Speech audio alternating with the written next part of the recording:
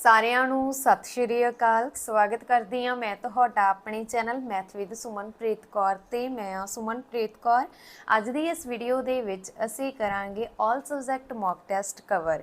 ਜਿਹੜੇ ਵੀ student Punjab police constable ਦੇ exam ਦੀ ਤਿਆਰੀ ਕਰ ਰਹੇ ਨੇ ਉਹਨਾਂ ਦੇ ਲਈ ਅੱਜ ਦੀ ਇਹ ਵੀਡੀਓ ਕਾफ़ी ਹੀ ਜ਼ਿਆਦਾ ਹੈਲਪਫੁਲ ਹੋਣ ਵਾਲੀ ਹੈ, ਕਿਉਂਕਿ ਅੱਜ ਦਾ ਇਹ ਮੌਕ ਟੈਸਟ ਤੁਹਾਡੇ ਲਈ ਬਹੁਤ ਜ਼ਿਆਦਾ ਹੈਲਪਫੁਲ ਹੋਣ ਵਾਲਾ। ਸਾਰੇ ਹੀ MCQ ਇੰਪੋਰਟੈਂਟ ਐਂਡ ਅਲੱਗ-ਅਲੱਗ ਕੰਪੀਟੀਟਿਵ ਐਗਜ਼ਾਮ ਦੇ ਵਿੱਚ ਰਿਪੀਟਡ ਲਏ ਗਏ ਨੇ। ਜਿਹੜੇ ਸਟੂਡੈਂਟਸ ਨੇ ਆਲਰੇਡੀ ਪਿਛਲੇ ਸਾਲ ਪੰਜਾਬ ਪੁਲਿਸ ਕਾਂਸਟੇਬਲ ਦਾ ਐਗਜ਼ਾਮ ਦਿੱਤਾ ਤਾਂ ਉਹ ਵੀਡੀਓ ਨੂੰ ਦੇਖ ਕੇ ਸਮਝ ਜਾਣਗੇ ਕਿ ਵਾਕਿਆ ਹੀ ਅੱਜ ਦਾ ਮੌਕ ਟੈਸਟ ਤੁਹਾਡੇ ਲਈ ਬਹੁਤ ਇੰਪੋਰਟੈਂਟ ਆ। ਤੇ ਜੇਕਰ ਤੁਸੀਂ ਇੱਕ ਵਾਰ ਮੇਰੇ ਨਾਲ ਇਸ ਨੂੰ ਧਿਆਨ ਨਾਲ ਕਵਰ ਕਰ ਲੈਂਦੇ ਹੋ ਤਾਂ ਲਾਸਟ ਤੇ ਤੁਹਾਡੀ ਨੌਲੇਜ ਦੇ ਵਿੱਚ ਕੀ ਇੰਕਰੀਮੈਂਟ ਹੋਇਆ ਤੁਹਾਨੂੰ ਆਪਣੇ ਆਪ ਪਤਾ ਚੱਲੇਗਾ। ਠੀਕ ਹੈ, ਇਸ ਤੋਂ ਪਹਿਲਾਂ ਤੁਹਾਡੇ ਦੋ ਮੌਕ ਟੈਸਟ ਹੋਏ ਆ ਜਿਹੜੇ ਕਿ ਬਿਲਕੁਲ ਬੇਸਿਕ ਤੋਂ ਸਟਾਰਟ ਕੀਤੇ ਸੀਗੇ। ਮੈਂ ਜਿਵੇਂ ਜਿਵੇਂ ਆਪਾਂ ਮੌਕ ਟੈਸਟ ਲੈਂਦੇ ਜਾਵਾਂਗੇ ਮੈਂ MCQ ਦਾ ਲੈਵਲ ਉਸੇ ਤਰ੍ਹਾਂ ਅਪ ਕਰਦੀ ਜਾਵਾਂਗੀ। ਸੋ ਤੁਸੀਂ ਪੂਰੇ ਧਿਆਨ ਦੇ ਨਾਲ ਹਰੇਕ ਮੌਕ ਟੈਸਟ ਨੂੰ ਕਵਰ ਕਰਨਾ, ਕਿਉਂਕਿ ਮੌਕ ਟੈਸਟ ਦੇ ਵਿੱਚ ਮੈਂ ਉਹੀ MCQ ਲੈਂਦੀ ਆ ਜਿਹੜੇ ਕਿ PSSB ਬੋਰਡ ਦੇ ਵੱਲੋਂ ਐਗਜ਼ਾਮ ਦੇ ਵਿੱਚ ਲਏ ਜਾਂਦੇ ਆ। ਠੀਕ ਹੈ, ਉਹੀ ਰਿਪੀਟ ਕੀਤੇ ਜਾਂਦੇ ਆ ਤੁਹਾਡੇ ਲਈ। ਤਾਂ ज़्यादा टाइम वेस्ट ना करते हुए ਅਸੀਂ ਅੱਜ ਦੀ ਇਹ ਵੀਡੀਓ ਸਟਾਰਟ ਕਰਦੇ ਹਾਂ। ਤੁਸੀਂ ਹਰ ਇੱਕ MCQ ਨੂੰ ਮੇਰੇ ਨਾਲ ਅਟੈਂਪਟ ਕਰਨਾ। ਤੁਹਾਨੂੰ ਮੈਂ 3 ਸੈਕਿੰਡ ਦਾ ਸਮਾਂ ਦਵਾਂਗੀ, ਮੇਰੇ ਨਾਲ ਮੈਚ ਕਰਕੇ ਤੁਸੀਂ ਆਪਣੇ MCQ ਤੇ ਟਿਕ ਮਾਰਕ ਨਾਲ ਹੀ ਕਰੇ ਜਾਣਾ। ਨੋਟਬੁੱਕ ਉਠਾ ਲਓ ਆਪਣੀ ਤੇ ਲਾਸਟ ਤੇ ਮੈਨੂੰ ਜ਼ਰੂਰ ਦੱਸਣਾ ਕਿ ਤੁਹਾਡੇ ਕਿੰਨੇ MCQ ਸਹੀ ਗਏ। ਹਾਂਜੀ, ਤਾਂ ज़्यादा टाइम वेस्ट ना करते हुए ਅਸੀਂ ਵੀਡੀਓ ਨੂੰ ਕਰਦੇ ਹਾਂ ਸਟਾਰਟ। ਜੇਕਰ ਤੁਹਾਨੂੰ ਵੀਡੀਓ ਚੰਗੀ ਲੱਗੇ ਤਾਂ ਪਲੀਜ਼ ਵੀਡੀਓ ਨੂੰ ਲਾਈਕ ਅਤੇ ਸ਼ੇਅਰ ਜ਼ਰੂਰ ਕਰ ਦੇਣਾ। ਗੁਰਮੁਖੀ ਲਿਪੀ ਵਿੱਚ ਕੁੱਲ ਕਿੰਨੀਆਂ ਲਗਾ ਮਾਤਰਾ ਹਨ? ਹਾਂਜੀ, ਗੁਰਮੁਖੀ ਲਿਪੀ ਦੇ ਵਿੱਚ ਟੋਟਲ ਕਿੰਨੀਆਂ ਲਗਾ ਮਾਤਰਾ ਨੇ? ਹਰ ਇੱਕ MCQ ਨੂੰ ਤੁਹਾਨੂੰ ਆਪ ਅਟੈਂਪਟ ਕਰਨ ਦੇ ਲਈ ਮੈਂ 3 ਸੈਕਿੰਡ ਦਵਾਂਗੀ। ਉਨੀ ਦੇਰ ਤੁਸੀਂ ਆਪਣਾ ਆਨਸਰ ਸੋਚੋ ਤੇ ਮੈਂ ਤੁਹਾਨੂੰ ਦੱਸ ਦੇਣਾ ਚਾਹੁੰਦੀ ਹਾਂ ਕਿ ਕਿਹੜੀਆਂ-ਕਿਹੜੀਆਂ ਲਗਾ ਮਾਤਰਾ ਨੇ। ਠੀਕ ਹੈ, ਗੁਰਮੁਖੀ ਲਿਪੀ ਦੇ ਵਿੱਚ ਇੱਕ ਲਗਾ ਵਾ ਮੁਕਤਾ ਜਿਹੜੀ ਕਿ ਚਿੰਨ ਰਹਿਤ ਆ, ਸਭ ਤੋਂ ਫਸਟ ਆ ਇਹ।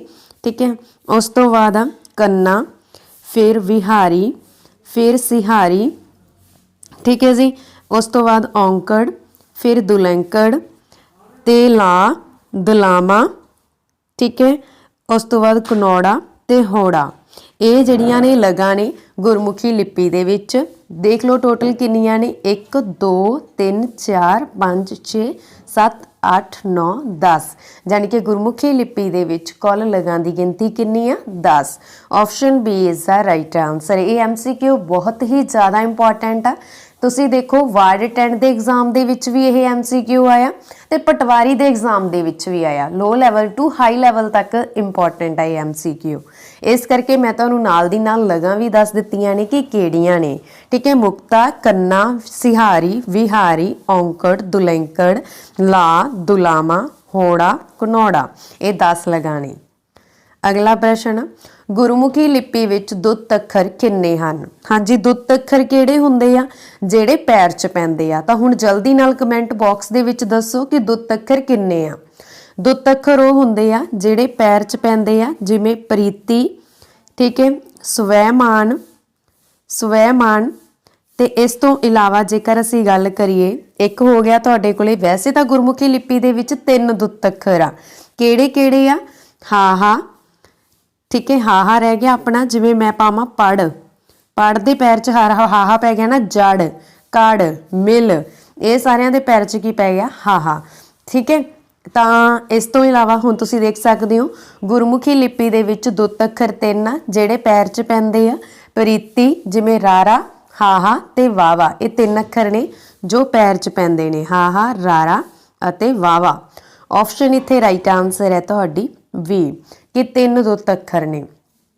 ਅਗਲਾ ਪ੍ਰਸ਼ਨ, ਨਾਮ ਦੀਆਂ ਕਿੰਨੀਆਂ ਕਿਸਮਾਂ ਹਨ? ਹਾਂਜੀ, ਅੱਗੇ ਆ ਗਿਆ ਨਾਮ। ਤਾਂ ਨਾਮ ਕਿੰਨੀ ਕਿਸਮ ਦੇ ਹੁੰਦੇ ਆ? ਨਾਮ ਦੀਆਂ ਜੋ ਕਿਸਮਾਂ ਨੇ ਵੈਰੀ ਇੰਪੋਰਟੈਂਟ। ਪੰਜਾਬ ਪਟਵਾਰੀ ਦੇ ਐਗਜ਼ਾਮ ਦੇ ਵਿੱਚ ਵੀ ਆਇਆ ਇਹ, ਫੋਰੈਸਟ ਗਾਰਡ ਦੇ ਐਗਜ਼ਾਮ ਦੇ ਵਿੱਚ ਵੀ ਇਹ MCQ ਆਇਆ। ਨਾਮ ਦੀਆਂ ਕਿੰਨੀਆਂ ਕਿਸਮਾਂ ਨੇ? 5। ਨਾਮ ਦੀਆਂ 5 ਕਿਸਮਾਂ ਨੇ। ਕਿਹੜੇ ਕਿਹੜੇ ਆ 5 ਨਾਮ? ਆਮ ਨਾਮ, ਖਾਸ ਨਾਮ, ਇਕੱਠਵਾਚਕ ਨਾਮ, ਵਸਤੂਵਾਚਕ ਨਾਮ, ਭਾਵਵਾਚਕ ਨਾਮ। ਠੀਕ ਹੈ, ਇਹ 5 ਨਾਮ ਦੀਆਂ ਕਿਸਮਾਂ ਨੇ। ਅਗਲਾ ਪ੍ਰਸ਼ਨ ਆ ਜੀ, ਹੇਠ ਲਿਖਿਆਂ ਵਿੱਚੋਂ ਕਿਰਿਆ ਚੁਣੋ। ਹਾਂਜੀ, ਸਭ ਤੋਂ ਪਹਿਲਾਂ ਤੁਹਾਨੂੰ ਪਤਾ ਹੋਣਾ ਚਾਹੀਦਾ ਕਿ ਕਿਰਿਆ ਕੀ ਹੁੰਦੀ ਆ। ਉਨੀ ਦੇਰ ਤੁਸੀਂ ਆਪਣਾ ਆਨਸਰ ਸੋਚ ਸਕਦੇ ਹੋ। ਨਾਲ ਦੀ ਨਾਲ ਮੈਂ ਐਕਸਟਰਾ ਫੈਕਟ ਦੱਸ ਦਿੰਨੀ ਆ। ਦੇਖੋ ਕਿਰਿਆ ਕੀ ਹੁੰਦੀ ਆ? ਜਦੋਂ ਕਿਸੇ ਕੰਮ ਦੇ ਹੋਣ ਬਾਰੇ ਪਤਾ ਲੱਗੇ। ਠੀਕ ਹੈ, ਜਾਂ ਅਬ ਜਿਵੇਂ ਮੈਂ ਤੁਹਾਨੂੰ ਕਹਾਂ ਕਿ ਮੈਂ ਉਹ ਚਾਹ ਪੀਂਦਾ ਹੈ, ਉਹ ਚਾਹ ਪੀਂਦਾ ਸੀ ਜਾਂ ਉਹ ਚਾਹ ਪੀਵੇਗਾ ਜਾਂ ਉਹ ਜਸਵਿੰਦਰ ਹਾਕੀ ਖੇਡਦਾ ਹੈ, ਜਸਵਿੰਦਰ ਹਾਕੀ ਖੇਡਿਆ, ਜਸਵਿੰਦਰ ਹਾਕੀ ਖੇਡੇਗਾ। ਠੀਕ ਹੈ, ਮਤਲਬ ਕੀ ਆ, ਸਾਨੂੰ ਜਿਹੜੇ ਕੰਮ ਤੋਂ ਹੋਣ ਦਾ ਪਤਾ ਲੱਗੇ ਕਿ ਉਹ ਕੀ ਕਰ ਰਿਹਾ, ਚਾਹ ਪੀ ਰਿਹਾ ਵਾ, ਖੇਡ ਰਿਹਾ ਵਾ। ਠੀਕ ਹੈ, ਇਸ ਤਰ੍ਹਾਂ ਜਦੋਂ ਸਾਨੂੰ ਕਿਸੇ ਕੰਮ ਦਾ ਹੋਣ ਦਾ ਪਤਾ ਲੱਗੇ ਉਹਨੂੰ ਅਸੀਂ ਬੋਲਦੇ ਹਾਂ ਕਿਰਿਆ। ਇਹਦੇ ਵਿੱਚ ਕਿਰਿਆ ਕੀ ਆ, ਹੱਸਦੇ, ਖੇਡਦੇ, ਨੱਚਦੇ। ਤਾਂ ਆਪਸ਼ਨ ਡੀ ਇਸ ਦਾ ਰਾਈਟ ਆਨਸਰ ਹੈ, ਕਿਰਿਆ ਹੱਸਦੇ, ਖੇਡਦੇ, ਨੱਚਦੇ। ਠੀਕ ਹੈ ਜੀ। ਅਗਲਾ ਪ੍ਰਸ਼ਨ ਆ, ਜਿਹੜੇ ਸ਼ਬਦ ਕਿਸੇ ਨਾਮ ਜਾਂ ਪੜਨਾਮ ਦੀ ਵਿਸ਼ੇਸ਼ਤਾ ਪ੍ਰਗਟ ਕਰਨ ਉਹਨਾਂ ਨੂੰ ਕੀ ਆਖਿਆ ਜਾਂਦਾ ਵਾ? ਹਾਂਜੀ, ਜਿਹੜੇ ਸ਼ਬਦ ਨਾਮ ਜਾਂ ਪੜਨਾਮ ਦੀ ਵਿਸ਼ੇਸ਼ਤਾ ਪ੍ਰਗਟ ਕਰਨ ਉਹਨਾਂ ਨੂੰ ਅਸੀਂ ਆਖਦੇ ਹਾਂ ਵਿਸ਼ੇਸ਼ਣ। Option C is the right answer. ਠੀਕ ਹੈ ਜੀ। ਵਿਸ਼ੇਸ਼ਣ ਕਿਹੜੇ ਹੁੰਦੇ ਆ? ਜਿਵੇਂ ਜਿਹੜੇ ਸ਼ਬਦ ਦੇ ਵਿੱਚ ਅਸੀਂ ਕਿਸੇ ਦੀ ਵਿਸ਼ੇਸ਼ਤਾ ਦੱਸਦੇ ਹਾਂ, ਜਿਵੇਂ ਉਹ ਮਿਹਨਤੀ ਹੈ। ਮਿਹਨਤੀ ਕੀ ਹੋ ਗਿਆ, ਮਤਲਬ ਅਸੀਂ ਕਿਸੇ ਦੀ ਵਿਸ਼ੇਸ਼ਤਾ ਦੱਸ ਰਹੇ ਹਾਂ, ਉਹ ਆ ਪੜਨਾਮ। ਠੀਕ ਹੈ, ਮਿਹਨਤੀ ਆ ਮਤਲਬ ਅਸੀਂ ਵਿਸ਼ੇਸ਼ਤਾ ਦੱਸ ਰਹੇ ਹਾਂ, ਮਤਲਬ ਪੜਨਾਮ ਦੀ ਵਿਸ਼ੇਸ਼ਤਾ ਦੱਸ ਰਹੇ ਹਾਂ। ਠੀਕ ਹੈ, ਤਾਂ ਜਿਵੇਂ ਉਹ ਬੁਰਾ ਲੜਕਾ ਹੈ, ਮਤਲਬ ਅਸੀਂ ਉਸ ਦੀ ਵਿਸ਼ੇਸ਼ਤਾ ਦੱਸ ਰਹੇ ਹਾਂ, ਉਹ ਹੋ ਗਿਆ ਪੜਨਾਮ। ਠੀਕ ਹੈ, ਨਾਮ ਦੀ ਜੇਕਰ ਅਸੀਂ ਗੱਲ ਕਰੀਏ, ਜਿਵੇਂ ਮੈਂ ਕਹਾਂ ਰਮਨ ਬਹੁਤ ਹੁਸ਼ਿਆਰ ਹੈ, ਰਮਨ, ਰਮਨ ਕੀ ਹੋ ਗਿਆ, ਇੱਥੇ ਨਾਮ ਹੋ ਗਿਆ। ਠੀਕ ਹੈ, ਇਸ ਤਰ੍ਹਾਂ ਧਿਆਨ ਰੱਖਣਾ, ਮੈਂ ਰਮਨ ਦੀ ਵਿਸ਼ੇਸ਼ਤਾ ਦੱਸਦੀ ਕਿ ਉਹ ਬਹੁਤ ਹੁਸ਼ਿਆਰ ਆ। ਠੀਕ ਹੈ, ਅੱਗੇ ਸੰਬੰਧਕ ਕਿੰਨੀ ਤਰ੍ਹਾਂ ਦੇ ਹੁੰਦੇ ਹਨ? Very important. ਹਾਂਜੀ, ਸੰਬੰਧਕ ਅਗਲਾ ਟੌਪਿਕ ਆ ਜਿਹੜਾ ਤੁਹਾਡਾ ਸੰਬੰਧਕ ਦਾ, ਤੇ ਕਿੰਨੀ ਤਰ੍ਹਾਂ ਦੇ ਹੁੰਦੇ ਆ? ਸੰਬੰਧਕ ਹੁੰਦੇ ਆ ਜੀ 3 ਤਰ੍ਹਾਂ ਦੇ। Option B is the right answer. ਕਿਹੜੇ? ਪੂਰਨ ਸੰਬੰਧਕ, ਆਪੂਰਨ ਸੰਬੰਧਕ, ਮਿਸ਼ਰਤ ਸੰਬੰਧਕ। ਠੀਕ ਹੈ, ਹੁਣ ਤੁਸੀਂ ਸੋਚੋਗੇ ਸੰਬੰਧਕ ਕੀ ਹੁੰਦੇ ਆ? ਜਿਹੜੇ ਨਾਮ ਜਾਂ ਪੜਨਾਮ ਦਾ ਵਾਕ ਦੇ ਦੂਸਰੇ ਸ਼ਬਦਾਂ ਦੇ ਨਾਲ ਸੰਬੰਧ ਪ੍ਰਗਟ ਕਰ ਦੇਣ, ਉਹਨਾਂ ਨੂੰ ਅਸੀਂ ਬੋਲਦੇ ਹਾਂ, ਠੀਕ ਹੈ, ਸੰਬੰਧਕ। ਜਿਵੇਂ ਗੁਰਮੀਤ ਨੇ ਸੱਪ ਨੂੰ ਸੋਟੀ ਨਾਲ ਮਾਰਿਆ, ਗੁਰਮੀਤ ਨੇ ਸੱਪ ਨੂੰ ਸੋਟੀ ਨਾਲ ਮਾਰਿਆ।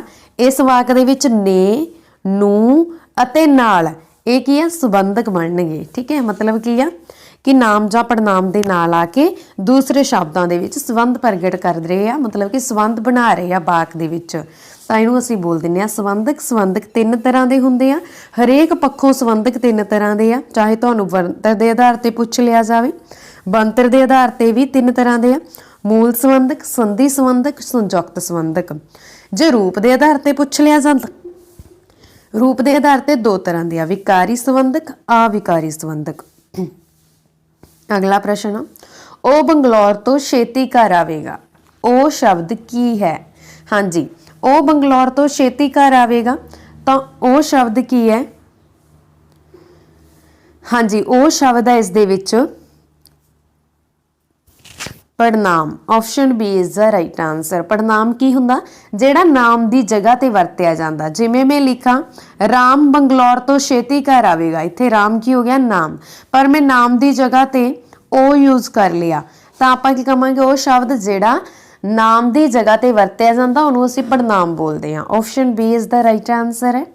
ਅਗਲਾ ਪ੍ਰਸ਼ਨ, ਕਿਰਿਆ ਵਿਸ਼ੇਸ਼ਣ ਕਿੰਨੀ ਤਰ੍ਹਾਂ ਦੇ ਹੁੰਦੇ ਹਨ? ਹਾਂਜੀ, ਅੱਗੇ ਆ ਗਿਆ ਤੁਹਾਡਾ ਟੌਪਿਕ ਕਿਰਿਆ ਵਿਸ਼ੇਸ਼ਣ। ਕਿਰਿਆ ਵਿਸ਼ੇਸ਼ਣ ਕਿੰਨੀ ਤਰ੍ਹਾਂ ਦੇ ਹੁੰਦੇ ਆ? ਜਿਹੜੇ ਵੀ ਸਟੂਡੈਂਟਸ ਨੂੰ ਪਤਾ, ਜਲਦੀ ਨਾਲ ਕਮੈਂਟ ਬਾਕਸ ਦੇ ਵਿੱਚ ਸੈਂਡ ਕਰੋ।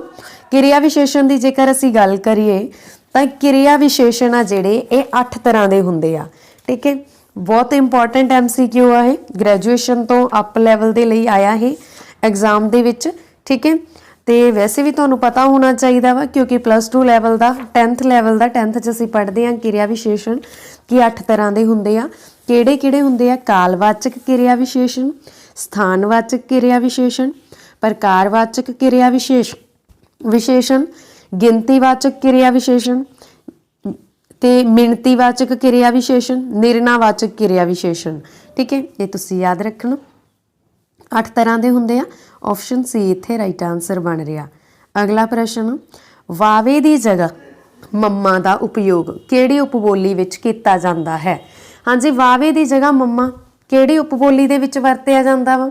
ਦੇਖੋ ਤੁਸੀਂ, ਜਿਵੇਂ ਮੈਂ ਬੋਲ ਰਹੀ ਹਾਂ, ਜਿਵੇਂ ਆਪਾਂ ਕੀ ਆ, ਅਸੀਂ ਮਲਵਈ ਚਾਹੁੰਦੇ ਆ। ਠੀਕ ਹੈ, ਮਲਵਈ ਚਾਹੁੰਦੇ ਆ ਤਾਂ ਮਤਲਬ ਮਾਲਵੇ ਚਾਹੁੰਦੇ ਆ ਨਾ, ਮਾਲਵੇ ਖੇਤਰ 'ਚ, ਤਾਂ ਮਾਲਵੇ ਖੇਤਰ ਵਾਲੇ ਮਾਲਵੇ ਖੇਤਰ ਵਾਲੇ ਕੀ ਕਰਦੇ ਆ ਕਿ ਜਿਵੇਂ ਜਿਵੇਂ ਮੈਂ ਬੋਲ ਰਹੀ ਆ, ਜਿਵੇਂ ਆਪਾਂ ਜਿਵੇਂ ਬੋਲਦੇ ਆ, ਠੀਕ ਹੈ। ਜਿਵੇਂ ਇਹ ਕੀ ਹੁੰਦਾ ਅਸਲ ਦੇ ਵਿੱਚ, ਜਿਵੇਂ ਹੁੰਦਾ, ਠੀਕ ਹੈ। ਇਹਨੂੰ ਮੈਂ ਬੋਲ ਰਹੀ ਆ ਜਿਵੇਂ, ਤਾਂ ਇਹਦਾ ਮਤਲਬ ਅਸੀਂ ਹੀ ਵਰਤਦੇ ਆ। ਮਾਲਵੇ ਖੇਤਰ 'ਚ ਕੀ ਬੋਲੀ ਜਾਂਦੀ ਆ ਉਪਬੋਲੀ? ਮਲਵਈ। ਤਾਂ option C is the right answer ਹੈ।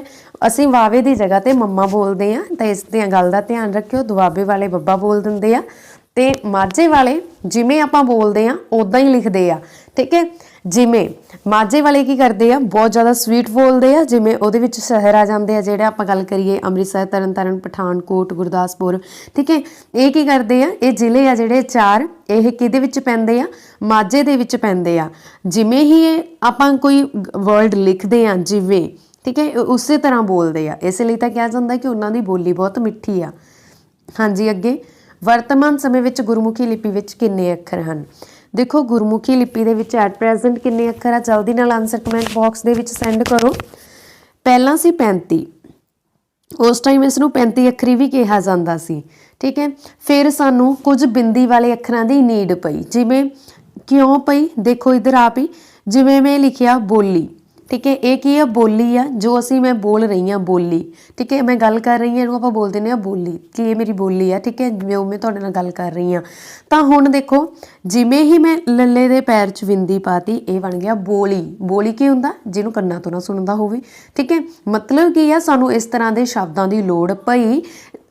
ਕੁਝ ਸ਼ਬਦਾਂ ਦੇ ਲਈ ਸਾਨੂੰ ਬਿੰਦੀ ਵਾਲੇ ਅੱਖਰਾਂ ਦੀ ਲੋੜ ਪਈ, ਤਾਂ ਅਸੀਂ ਬਿੰਦੀ ਵਾਲੇ 6 ਅੱਖਰ ਆ ਜਿਹੜੇ ਦੁਬਾਰਾ ਐਡ ਕੀਤੇ। ਸੱਸੇ ਪੈਰ ਬਿੰਦੀ, ਖੱਖੇ ਪੈਰ ਬਿੰਦੀ, ਗੱਗੇ ਪੈਰ ਬਿੰਦੀ, ਜਿੱਜੇ ਪੈਰ ਬਿੰਦੀ, ਫੱਫੇ ਪੈਰ ਬਿੰਦੀ ਤੇ ਲੱਲੇ ਪੈਰ ਬਿੰਦੀ। ਜਿਵੇਂ ਹੀ ਇਹ 6 ਅੱਖਰ ਆਏ, ਸਾਡੇ ਜਿਹੜੇ ਐਟ ਪ੍ਰੈਜ਼ੈਂਟ ਅੱਖਰ ਆ ਉਹ ਬਣ ਗਏ 41। 6 ਐਡ ਹੋ ਗਏ ਨਾ ਗੁਰਮੁਖੀ 'ਚ, ਤਾਂ option B is the right answer ਹੈ। ਅਗਲਾ ਪ੍ਰਸ਼ਨ, ਸਹੀ ਚੁਣੋ। ਹਾਂਜੀ, ਸਹੀ ਚੁਣੋ। ਹੁਣ ਸਾਡੇ ਜੀਕੇ ਪੋਰਸ਼ਨ ਸਟਾਰਟ ਹੋ ਗਿਆ। ਸਹੀ ਚੁਣੋ ਦਾ ਕੀ ਮਤਲਬ ਆ? ਜਦੋਂ ਮੈਂ ਪੜ੍ਹ ਰਹੀ ਹਾਂ ਰਾਜਸਥਾਨ, ਜੈਸਲਮੇਰ, ਰਾਜਸਥਾਨ ਦੇ ਵਿੱਚ ਜੈਸਲਮੇਰ ਇੱਕ ਸ਼ਹਿਰ ਦਾ ਨਾਮ ਆ, ਇਹ ਤਾਂ ਬਿਲਕੁਲ ਠੀਕ ਲੱਗ ਰਿਹਾ ਹੈ। ਪਰ ਆਪਾਂ ਦੂਸਰੇ ਵੀ ਪੜ੍ਹ ਕੇ ਦੇਖ ਲੈਂਦੇ ਆ। ਮੱਧ ਪ੍ਰਦੇਸ਼ ਦਾ ਵੀ ਤਾਂ ਸ਼ਹਿਰ, ਇੰਦੌਰ ਸ਼ਹਿਰ ਦਾ ਨਾਮ ਆ। ਤਮਿਲਨਾਡੂ ਦੇ ਵਿੱਚ ਵੀ ਕਰੂਰ ਇੱਕ ਸ਼ਹਿਰ ਆ। ਤਾਂ ਦੈਟ ਮੀਨਸ ਇਹ ਤਾਂ ਸਾਰੇ ਹੀ ਸਹੀ ਬਣ ਰਹੇ ਆ। ਉਹਨੇ ਬੋਲਿਆ ਸਹੀ ਚੁਣੋ, ਠੀਕ ਹੈ। ਤਾਂ ਆਪਾਂ ਕੀ ਕਰਦੇ ਆ, ਇਹਦੇ ਵਿੱਚੋਂ ਤੁਸੀਂ ਦੇਖੋਗੇ ਕਿ ਮਿਜ਼ੋਰਮ, ਇਥੋਂ ਪਤਾ ਲੱਗ ਗਿਆ ਕਿ ਉਹ ਕੈਪੀਟਲ ਲਿਖਣ ਦੀ ਕੋਸ਼ਿਸ਼ ਕਰ ਰਿਹਾ ਸੀ, ਕੈਪੀਟਲ। ਬਾਕੀਆਂ ਦੇ ਉਹਨੇ ਸ਼ਹਿਰ ਲਿਖਤੇ, ਮਿਜ਼ੋਰਮ ਦੀ ਉਹਨੇ ਕੈਪੀਟਲ ਲਿਖਤੀ ਆਈਜ਼ੋਲ। ਤਾਂ option B is the right answer ਹੈ ਕਿ ਮਿਜ਼ੋਰਮ ਦੀ ਰਾਜਧਾਨੀ ਆ ਆਈਜ਼ੋਲ। ਤਾਂ ਉਹਨੇ ਰਾਜਧਾਨੀਆਂ ਲਿਖਣ ਦੀ ਕੋਸ਼ਿਸ਼ ਕੀਤੀ ਸੀ, ਜਿਸ ਦੇ ਵਿੱਚ ਉਹਨੇ ਬਾਕੀਆਂ ਦੇ ਸ਼ਹਿਰ ਲਿਖਤੇ ਸਾਨੂੰ ਪਜ਼ਲ ਕਰਨ ਦੇ ਲਈ। ਤਾਂ ਆਪਸ਼ਨ ਬੀ ਇੱਥੇ ਰਾਈਟ ਆਨਸਰ ਹੈ। ਅਗਲਾ ਪ੍ਰਸ਼ਨ ਅਸੀਂ ਕਰਦੇ ਹਾਂ ਜੀ, ਨਾਮੀਬੀਆ ਤੋਂ 8 ਚੀਤੇ ਨੈਸ਼ਨਲ ਪਾਰਕ ਵਿੱਚ ਲਿਆਂਦੇ ਗਏ ਸੀ। ਜਿਵੇਂ ਕਿ ਤੁਹਾਨੂੰ ਪਤਾ, ਪ੍ਰਧਾਨ ਮੰਤਰੀ ਨਰਿੰਦਰ ਮੋਦੀ ਜੀ ਦੇ ਜਨਮ ਦਿਨ ਤੇ 11 ਨਵੰਬਰ ਨੂੰ ਸਾਡੇ ਭਾਰਤ ਦੇ ਵਿੱਚ ਚੀਤੇ ਆਏ 8, ਹਵਾਈ ਸਫਾਰੀ ਦੇ ਰਾਹੀਂ ਆਏ ਆ, ਠੀਕ ਹੈ। ਤਾਂ ਉਹ ਚੀਤੇ ਆ ਜਿਹੜੇ ਕਿਹੜੇ ਨੈਸ਼ਨਲ ਪਾਰਕ ਦੇ ਵਿੱਚ ਲਿਆਂਦੇ ਗਏ? ਕਰੰਟ ਅਫੇਅਰ ਦਾ MCQ ਆ, ਜਲਦੀ ਨਾਲ ਕਮੈਂਟ ਬਾਕਸ ਦੇ ਵਿੱਚ ਦੱਸੋ। ਤਾਂ ਇਹ ਆਇਆ ਜੀ ਮੱਧ ਪ੍ਰਦੇਸ਼ ਦੇ ਕੂਨੂ ਨੈਸ਼ਨਲ ਪਾਰਕ ਦੇ ਵਿੱਚ। Option B is the right answer ਹੈ। ਕਾਜ਼ੀਰੰਗਾ ਨੈਸ਼ਨਲ ਪਾਰਕ ਅਸਮ ਦੇ ਵਿੱਚ ਆ। ਇਹ ਇੱਕ ਸਿੰਗ ਵਾਲੇ ਗੈਂਡੇ ਦੇ ਲਈ ਫੇਮਸ ਆ। ਦੁਧਵਾ ਨੈਸ਼ਨਲ ਪਾਰਕ ਉੱਤਰ ਪ੍ਰਦੇਸ਼ ਦੇ ਵਿੱਚ ਆ। ਇਹ ਚੀਤਿਆਂ ਦੇ ਲਈ ਫੇਮਸ ਆ। ਵਾਦਵਗੜ੍ਹ ਨੈਸ਼ਨਲ ਪਾਰਕ ਮੱਧ ਪ੍ਰਦੇਸ਼ ਦੇ ਵਿੱਚ ਹੀ ਆ। ਅਗਲਾ ਪ੍ਰਸ਼ਨ, ਖੇਤਰਫਲ ਪੱਖੋਂ ਭਾਰਤ ਦਾ ਕਿਹੜਾ ਰਾਜ ਸਭ ਤੋਂ ਛੋਟਾ ਹੈ? ਹਾਂਜੀ, ਖੇਤਰਫਲ ਦੇ ਪੱਖੋਂ ਭਾਰਤ ਦਾ ਕਿਹੜਾ ਰਾਜ ਸਭ ਤੋਂ ਛੋਟਾ ਹੈ? ਜੇ ਵੱਡੇ ਦੀ ਗੱਲ ਕਰੀਏ, ਖੇਤਰਫਲ ਦੇ ਪੱਖੋਂ ਭਾਰਤ ਦਾ ਵੱਡਾ ਰਾਜ ਹੈ ਰਾਜਸਥਾਨ, ਪਰ ਖੇਤਰਫਲ ਦੇ ਪੱਖੋਂ ਛੋਟਾ ਰਾਜ ਹੈ Goa. Option D is the right answer ਹੈ। ਗੋਆ ਨਾਲ ਰਿਲੇਟਡ ਤੁਸੀਂ ਯਾਦ ਰੱਖਣਾ ਕਿ ਗੋਆ ਸਭ ਤੋਂ ਲਾਸਟ ਤੇ ਮੁਕਤ ਹੋਇਆ ਸੀ, ਆਜ਼ਾਦ ਹੋਇਆ ਸੀ। ਜਿਵੇਂ ਅਸੀਂ ਤਾਂ 1947 ਦੇ ਵਿੱਚ ਆਜ਼ਾਦ ਹੋ ਗਏ ਸੀ, ਪਰ ਗੋਆ 1961 ਦੇ ਵਿੱਚ 19 ਦਸੰਬਰ 1961 ਦੇ ਵਿੱਚ ਪੁਰਤਗਾਲੀਆਂ ਤੋਂ ਆਜ਼ਾਦ ਹੋਇਆ ਸੀ। ਇਸੇ ਕਰਕੇ 19 ਦਸੰਬਰ ਨੂੰ ਗੋਆ ਮੁਕਤੀ ਦਿਵਸ ਮਨਾਇਆ ਜਾਂਦਾ। ਇਸ ਗੱਲ ਦਾ ਵੀ ਤੁਸੀਂ ਧਿਆਨ ਰੱਖਣਾ, ਠੀਕ ਹੈ। ਗੋਆ ਭਾਰਤ ਦਾ ਇਸ ਤਰ੍ਹਾਂ ਦਾ ਰਾਜ ਆ ਜਿਹੜਾ ਸਭ ਤੋਂ ਲਾਸਟ ਤੇ ਮੁਕਤ ਹੋਇਆ ਸੀ ਪੁਰਤਗਾਲੀਆਂ ਤੋਂ। ਅਗਲਾ ਪ੍ਰਸ਼ਨ 2023 ਵਿੱਚ G20 ਦੀ ਪ੍ਰਧਾਨਗੀ ਕਿਸ ਨੂੰ ਮਿਲੀ ਸੀ? ਹਾਂਜੀ 2023 ਦੇ ਵਿੱਚ G20 ਦੀ ਜਿਹੜੀ ਪ੍ਰਧਾਨਗੀ ਆ ਉਹ ਕਿਹੜੇ ਦੇਸ਼ ਨੂੰ ਮਿਲੀ ਆ? ਜਿਵੇਂ ਕਿ ਤੁਹਾਨੂੰ ਪਤਾ ਹੈ G20 ਦੀ ਮੀਟਿੰਗ ਹੋਈ ਸੀ ਇੰਡੋਨੇਸ਼ੀਆ ਦੇ ਬਾਲੀ ਦੇ ਵਿੱਚ। ਮੈਂ ਤੁਹਾਨੂੰ ਕਰੰਟ ਅਫੇਅਰ ਦੇ ਵਿੱਚ ਕਰਵਾਇਆ ਸੀ, ਠੀਕ ਹੈ। ਉੱਥੇ ਜੋ ਇੰਡੋਨੇਸ਼ੀਆ ਦੇ ਪ੍ਰੈਜ਼ੀਡੈਂਟ ਸੀ ਉਹਨਾਂ ਨੇ ਭਾਰਤ ਨੂੰ, ਸਾਡੇ ਦੇਸ਼ ਭਾਰਤ ਨੂੰ, ਪ੍ਰਧਾਨ ਮੰਤਰੀ ਨਰਿੰਦਰ ਮੋਦੀ ਜੀ ਵੀ ਐਜ਼ ਆ ਚੀਫ ਗੈਸਟ ਉੱਥੇ ਗਏ ਸੀ, ਠੀਕ ਹੈ। ਤਾਂ ਉਹਨਾਂ ਨੇ ਆਪਣੇ ਦੇਸ਼ ਭਾਰਤ ਨੂੰ G20 ਦੀ ਪ੍ਰਧਾਨਗੀ ਦਿੱਤੀ। ਤਾਂ ਹੁਣ G20 ਦੀਆਂ ਜਿੰਨੀਆਂ ਵੀ ਮੀਟਿੰਗਸ ਆ ਉਹ ਸਾਡੇ ਦੇਸ਼ ਦੇ ਵਿੱਚ ਹੋ ਰਹੀਆਂ ਨੇ, ਠੀਕ ਹੈ। ਜਿਵੇਂ ਕੋਈ ਵਿਦੇਸ਼ ਮੰਤਰੀਆਂ ਦੀ ਮੀਟਿੰਗ ਹੋਈ G20 ਦੀ, ਤਾਂ ਉਹ ਜਿੰਨੇ ਵੀ G20 ਦੇ ਮੈਂਬਰ ਦੇਸ਼ ਆ ਸਾਰੇ ਆਪਣੇ ਦੇਸ਼ ਦੇ ਵਿੱਚ ਇਕੱਠੇ ਹੋਏ। ਤਾਂ ਅਲੱਗ-ਅਲੱਗ ਜਗ੍ਹਾ ਤੇ ਮੀਟਿੰਗਸ ਹੋ ਰਹੀਆਂ ਨੇ ਜਿਹੜੀਆਂ ਤੁਹਾਡੇ ਲਈ ਇੰਪੋਰਟੈਂਟ ਆ। ਮੈਂ ਅਲੱਗ ਤੋਂ ਇਸ ਤੇ ਵੀ ਵੀਡੀਓ ਬਣਾ ਦੇਵਾਂਗੀ ਕਿ G20 ਦੀ ਕਿਹੜੀ ਮੀਟਿੰਗ, ਕਿਹੜੇ ਵਿਭਾਗ ਦੀ ਮੀਟਿੰਗ ਕਿੱਥੇ ਹੋਈ ਆ। ਤਾਂ ਹੁਣ ਇੱਥੇ ਰਾਈਟ ਆਨਸਰ ਹੈ ਆਪਸ਼ਨ ਨੰਬਰ ਏ, ਭਾਰਤ ਨੂੰ ਮਿਲੀ ਆ G20 ਦੀ ਪ੍ਰਧਾਨਗੀ। ਅਗਲਾ ਪ੍ਰਸ਼ਨ, ਭਾਰਤ ਦਾ ਸਭ ਤੋਂ ਵੱਡਾ ਨੈਸ਼ਨਲ ਪਾਰਕ ਹੈ ਹੈਮਿਸ ਹਾਈ ਐਲਟੀਟਿਊਡ ਨੈਸ਼ਨਲ ਪਾਰਕ ਤੇ ਕਿਹੜੇ ਰਾਜ ਵਿੱਚ ਸਥਿਤ ਹੈ? ਦੇਖੋ ਜਦੋਂ ਵੀ ਅਸੀਂ ਕਰੰਟ ਅਫੇਅਰ ਦੇ ਵਿੱਚ ਗੱਲ ਕਰਦੇ ਹਾਂ ਤਾਂ ਮੈਂ ਤੁਹਾਨੂੰ ਹਮੇਸ਼ਾ ਹੀ ਦੱਸਦੀ ਹਾਂ ਕਿ ਹੈਮਿਸ ਨੈਸ਼ਨਲ ਪਾਰਕ ਦਾ ਪਹਿਲਾ ਆਨਸਰ ਹੁੰਦਾ ਸੀ, ਐਗਜ਼ਾਮ ਦੇ ਵਿੱਚ ਪਹਿਲਾਂ ਬਹੁਤ ਵਾਰ ਪੁੱਛਿਆ ਜਾ ਚੁੱਕਿਆ, ਜੰਮੂ ਕਸ਼ਮੀਰ, ਠੀਕ ਹੈ। ਪਹਿਲਾ ਆਨਸਰ ਹੁੰਦਾ ਸੀ ਜੰਮੂ ਕਸ਼ਮੀਰ। ਜਿਵੇਂ ਕਿ ਹੁਣ ਤੁਹਾਨੂੰ ਪਤਾ ਹੈ ਜੰਮੂ ਕਸ਼ਮੀਰ 2 ਕੇਂਦਰ ਸ਼ਾਸਿਤ ਪ੍ਰਦੇਸ਼ਾਂ ਦੇ ਵਿੱਚ ਵੰਡਿਆ ਗਿਆ ਹੈ, ਇੱਕ ਜੰਮੂ ਕਸ਼ਮੀਰ ਤੇ ਦੂਜਾ ਲਦਾਖ। ਤੇ ਹੁਣ ਹੈਮਿਸ ਨੈਸ਼ਨਲ ਪਾਰਕ ਆ ਜਿਹੜਾ ਇਹ ਲਦਾਖ ਦੇ ਵਿੱਚ ਆ ਤੇ ਭਾਰਤ ਦਾ ਸਭ ਤੋਂ ਵੱਡਾ ਨੈਸ਼ਨਲ ਪਾਰਕ ਆ Hemis high altitude national park. Option C ਇਸ ਦਾ ਰਾਈਟ ਆਨਸਰ ਹੈ। ਅਗਲਾ ਪ੍ਰਸ਼ਨ, ਪਡੌ ਡੈਮ ਕਿਹੜੀ ਨਦੀ ਤੇ ਬਣਿਆ ਹੋਇਆ ਹੈ? ਪੰਡੌ ਡੈਮ ਆ ਜੇ ਜਾਂ ਪੌਂਗ ਰਿਜ਼ਰਵ ਆ ਜੇ, ਇਸ ਗੱਲ ਦਾ ਤੁਸੀਂ ਧਿਆਨ ਰੱਖਿਓ। ਪੰਡੌ ਡੈਮ ਆ ਜੇ ਜਾਂ ਪੌਂਗ ਰਿਜ਼ਰਵ ਆ ਜੇ ਤਾਂ ਇਹ ਬਣੇ ਹੋਏ ਆ ਜੀ ਬਿਆਸ ਨਦੀ ਤੇ। ਆਪਸ਼ਨ ਸੀ ਇਸ ਦਾ ਰਾਈਟ ਆਨਸਰ ਹੈ ਬਿਆਸ, ਠੀਕ ਹੈ। ਬਿਆਸ ਨਦੀ ਤੇ ਬਣਿਆ ਹੋਇਆ ਹੈ ਪੰਡੌ ਡੈਮ। ਸਤਲੁਜ ਦੀ ਜੇ ਗੱਲ ਕਰੀਏ ਇਸ ਨੂੰ ਪੰਜਾਬ ਦੀ ਰੀੜ੍ਹ ਦੀ ਹੱਡੀ ਬੋਲਿਆ ਜਾਂਦਾ ਹੈ, ਠੀਕ ਹੈ। ਤੇ ਇਸ ਤੇ ਬਣਿਆ ਹੋਇਆ ਹੈ ਭਾਖੜਾ ਡੈਮ। ਤੇ ਇਸ ਤੋਂ ਇਲਾਵਾ ਜੇ ਆਪਾਂ ਗੱਲ ਕਰੀਏ ਰਾਵੀ ਦੀ, ਰਾਵੀ ਤੇ ਬਣਿਆ ਹੋਇਆ ਹੈ ਥੀਨ ਡੈਮ, ਠੀਕ ਹੈ। ਜਿਹੜੀ ਘੱਗਰ ਆ ਇਹ ਇੱਕ ਮੌਸਮੀ ਨਦੀ ਆ। ਜਿਹੜੇ 3 ਦਰਿਆ ਪੰਜਾਬ ਦੇ ਵਿੱਚ ਐਟ ਪ੍ਰੈਜ਼ੈਂਟ 3 ਦਰਿਆ ਵਗਦੇ ਨੇ, ਠੀਕ ਹੈ। ਰਾਵੀ ਅੱਧਾ ਹੈ, ਅੱਧਾ ਪਾਕਿਸਤਾਨ ਦੇ ਵਿੱਚ ਆ। ਤੇ ਇਹ ਜਿਹੜੇ 3 ਦਰਿਆ ਨੇ ਸਦਾਬਹਾਰ ਦਰਿਆ ਨੇ ਜਿਹੜੇ ਹਮੇਸ਼ਾ ਹੀ ਵਗਦੇ ਰਹਿੰਦੇ ਆ, ਪਰ ਘੱਗਰ ਮੌਸਮੀ ਦਰਿਆ ਵਾ, ਠੀਕ ਹੈ। ਇਹ ਵੀ ਤੁਸੀਂ ਯਾਦ ਰੱਖਣਾ। ਅਗਲਾ ਪ੍ਰਸ਼ਨ ਅਸੀਂ ਕਰਦੇ ਹਾਂ, ਅੰਮ੍ਰਿਤਸਰ, ਪਠਾਨਕੋਟ, ਗੁਰਦਾਸਪੁਰ ਅਤੇ ਤਰਨਤਾਰਨ ਕਿਸ ਖੇਤਰ ਅਧੀਨ ਆਉਂਦੇ ਆ? ਮੈਂ ਤੁਹਾਨੂੰ ਦੱਸਿਆ ਜਦੋਂ ਆਪਾਂ ਉਪਬੋਲੀ ਦੀ ਗੱਲ ਕੀਤੀ ਸੀ ਮਾਝੀ ਮਲਵਈ ਦੀ, ਠੀਕ ਹੈ, ਉਸ ਟਾਈਮ ਮੈਂ ਤੁਹਾਨੂੰ ਦੱਸਿਆ ਸੀ ਅੰਮ੍ਰਿਤਸਰ, ਪਠਾਨਕੋਟ, ਗੁਰਦਾਸਪੁਰ ਅਤੇ ਤਰਨਤਾਰਨ ਕਿਹੜੀ ਬੋਲੀ ਬੋਲਦੇ ਆ? ਮਾਝੀ। ਤੇ ਕਿਹੜੇ ਖੇਤਰ ਦੇ ਵਿੱਚ ਆਉਂਦੇ ਆ ਇਹ? ਮਾਝੇ ਖੇਤਰ ਦੇ ਵਿੱਚ ਆਉਂਦੇ ਆ।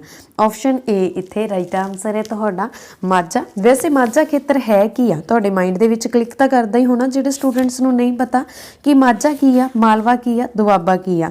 ਦੇਖੋ 2 ਖੇਤਰਾਂ ਦੇ ਵਿਚਕਾਰਲੇ ਇਲਾਕੇ ਨੂੰ ਇਹ ਖੇਤਰਾਂ ਦੇ ਨਾਮ ਦਿੱਤੇ ਗਏ ਆ। ਜਿਵੇਂ ਜੇ ਅਸੀਂ ਮਾਝਾ ਦੀ ਗੱਲ ਕਰੀਏ ਇਹ ਰਾਵੀ ਅਤੇ ਬਿਆਸ ਦੇ ਵਿਚਕਾਰਲਾ ਇਲਾਕਾ ਵਾ। ਰਾਵੀ ਅਤੇ ਬਿਆਸ ਦੇ ਵਿਚਕਾਰ ਜੋ ਇਲਾਕਾ ਬਣ ਜਾਂਦਾ ਨਾ ਵਿਚਕਾਰ, ਉਹਨੂੰ ਅਸੀਂ ਬੋਲਦੇ ਹਾਂ ਮਾਝਾ। ਮਾਝੇ ਦੇ ਵਿੱਚ ਆਉਂਦੇ ਆ 4 ਜ਼ਿਲ੍ਹੇ, ਪਠਾਨਕੋਟ, ਗੁਰਦਾਸਪੁਰ, ਅੰਮ੍ਰਿਤਸਰ, ਤਰਨਤਾਰਨ। ਫਿਰ ਆ ਗਿਆ ਸਾਡੇ ਕੋਲੇ ਦੁਆਬਾ। ਦੁਆਬਾ ਵਾ ਜਿਹੜਾ ਇਹ 2 ਦਰਿਆਵਾਂ ਦੇ ਵਿਚਕਾਰਲਾ ਇਲਾਕਾ ਵਾ, ਬਿਆਸ ਅਤੇ ਸਤਲੁਜ ਦਾ। ਬਿਆਸ ਅਤੇ ਸਤਲੁਜ ਦਾ ਵਿਚਕਾਰਲਾ ਇਲਾਕਾ ਵਾ ਦੁਆਬਾ। ਤੇ ਇਸ ਦੇ ਵਿੱਚ ਜ਼ਿਲ੍ਹੇ ਆਉਂਦੇ ਆ ਜਿਹੜੇ, ਜਿਵੇਂ ਤੁਸੀਂ ਦੇਖਿਆ ਹੋਣਾ ਇਹ ਕਿਹੜੀ, ਜਿਵੇਂ ਆਪਾਂ ਮਾਝੇ ਦੀ ਗੱਲ ਕਰ ਰਹੇ ਸੀ ਨਾ ਪਹਿਲਾਂ, ਮਾਝੇ ਨਾਲ ਰਿਲੇਟਡ ਮੈਂ ਤੁਹਾਨੂੰ ਦੱਸ ਦੇਣਾ ਚਾਹੁੰਦੀ ਹਾਂ। ਇਹ ਉਪਬੋਲੀ ਮਾਝੀ ਬੋਲਦੇ ਆ। ਮਾਝੀ ਬਹੁਤ ਹੀ ਸਵੀਟ ਮਾਝੀ ਬੋਲੀ ਉਹ ਹੈ ਜਿਹੜੀ ਦਫ਼ਤਰੀ ਕੰਮਕਾਜ ਲਈ ਵਰਤੀ ਜਾਂਦੀ ਹੈ। ਤੁਹਾਨੂੰ ਆ ਸਕਦਾ ਕਿ ਪੰਜਾਬ ਦੇ ਟਕਸਾਲੀ ਉਪਬੋਲੀ ਕਿਹੜੀ ਆ, ਤਾਂ ਉਹ ਮਾਝੀ ਆ। ਮਤਲਬ ਜਿਵੇਂ ਇਹ ਲੋਕ ਬੋਲਦੇ ਆ ਉਦਾਂ ਹੀ ਲਿਖਦੇ ਆ। ਆਪਾਂ ਕੀ ਕਰਦੇ ਆ, ਜਿਵੇਂ ਲਿਖਿਆ ਹੁੰਦਾ ਉਹਨੂੰ ਤੋੜ ਫਰੋੜ ਦਿੰਨੇ ਆ। ਜਿਵੇਂ ਦੀ ਗੱਲ ਮੈਂ ਤੁਹਾਨੂੰ ਉੱਪਰ ਦੱਸ ਚੁੱਕੀ ਆ। ਹੁਣ ਆਪਾਂ ਗੱਲ ਕਰਦੇ ਆ ਦੁਆਬੇ ਦੀ। ਦੁਆਬੇ ਦੇ ਵਿੱਚ ਕੀ ਆ, ਜਿਵੇਂ ਤੁਸੀਂ ਦੇਖਿਆ ਹੋਣਾ ਆਪਾਂ ਤਾਂ ਵੀਰਾ ਸ਼ਬਦ ਨੂੰ ਵੀਰ ਜੀ ਬੋਲਦੇ ਆ, ਭਰਾ ਨੂੰ, ਠੀਕ ਹੈ। ਦੁਆਬੇ ਵਾਲੇ ਕੀ ਬੋਲਦੇ ਆ? ਭਾਊ ਬੋਲਦੇ ਆ। ਇਹ ਮਤਲਬ ਇੱਦਾਂ ਬੋਲੀਆਂ ਦਾ ਫਰਕ ਆ। ਤਾਂ ਦੁਆਬਾ ਵਾ ਜਿਹੜਾ ਬਿਆਸ ਅਤੇ ਸਤਲੁਜ ਦੇ ਵਿਚਕਾਰਲਾ ਇਲਾਕਾ, ਇਸ ਦੇ ਵਿੱਚ ਵੀ 4 ਜ਼ਿਲ੍ਹੇ ਆ ਜਾਂਦੇ ਆ, ਹੁਸ਼ਿਆਰਪੁਰ, ਕਪੂਰਥਲਾ, ਜਲੰਧਰ ਅਤੇ ਨਵਾਂ ਸ਼ਹਿਰ, ਠੀਕ ਹੈ। ਉਸ ਤੋਂ ਬਾਅਦ ਜੇਕਰ ਅਸੀਂ ਗੱਲ ਕਰੀਏ ਮਾਲਵਾ ਦੀ, ਮਾਲਵੇ ਦੇ ਵਿੱਚ ਵੀ ਮਾਲਵਾ ਵਾ ਜਿਹੜਾ ਇਹ ਸਤਲੁਜ ਦਰਿਆ ਦੇ ਹੇਠਲਾ ਇਲਾਕਾ ਵਾ ਤੇ ਇਹਦੇ ਵਿੱਚ ਬਣ ਜਾਂਦੇ ਆ ਬਾਕੀ ਦੇ 15 ਜ਼ਿਲ੍ਹੇ, ਠੀਕ ਹੈ। ਟੋਟਲ 23 ਜ਼ਿਲ੍ਹੇ ਆ ਨਾ। 23 ਜ਼ਿਲ੍ਹਿਆਂ ਦੇ ਵਿੱਚੋਂ 4 ਮਾਝੇ 'ਚ ਪੈ ਗਏ, 4 ਦੁਆਬੇ 'ਚ ਪੈ ਗਏ, ਬਾਕੀ ਜੋ ਬਚ ਗਏ ਉਹ ਮਾਲਵੇ 'ਚ ਆ ਗਏ, ਠੀਕ ਹੈ। ਤਾਂ ਮਾਲਵੇ ਵਾਲੇ ਅਸੀਂ ਬੋਲਦੇ ਹਾਂ ਮਲਵਈ। ਅਗਲਾ ਪ੍ਰਸ਼ਨ ਅਸੀਂ ਕਰਦੇ ਹਾਂ, ਪੰਜਾਬ ਦਾ ਰਾਜ ਜਾਨਵਰ ਕਾਲਾ ਹਿਰਨ ਆ। ਹਾਂਜੀ, ਪੰਜਾਬ ਦਾ ਜੋ ਰਾਜ ਜਾਨਵਰ ਆ ਉਹ ਕੀ ਆ? ਕਾਲਾ ਹਿਰਨ ਆ।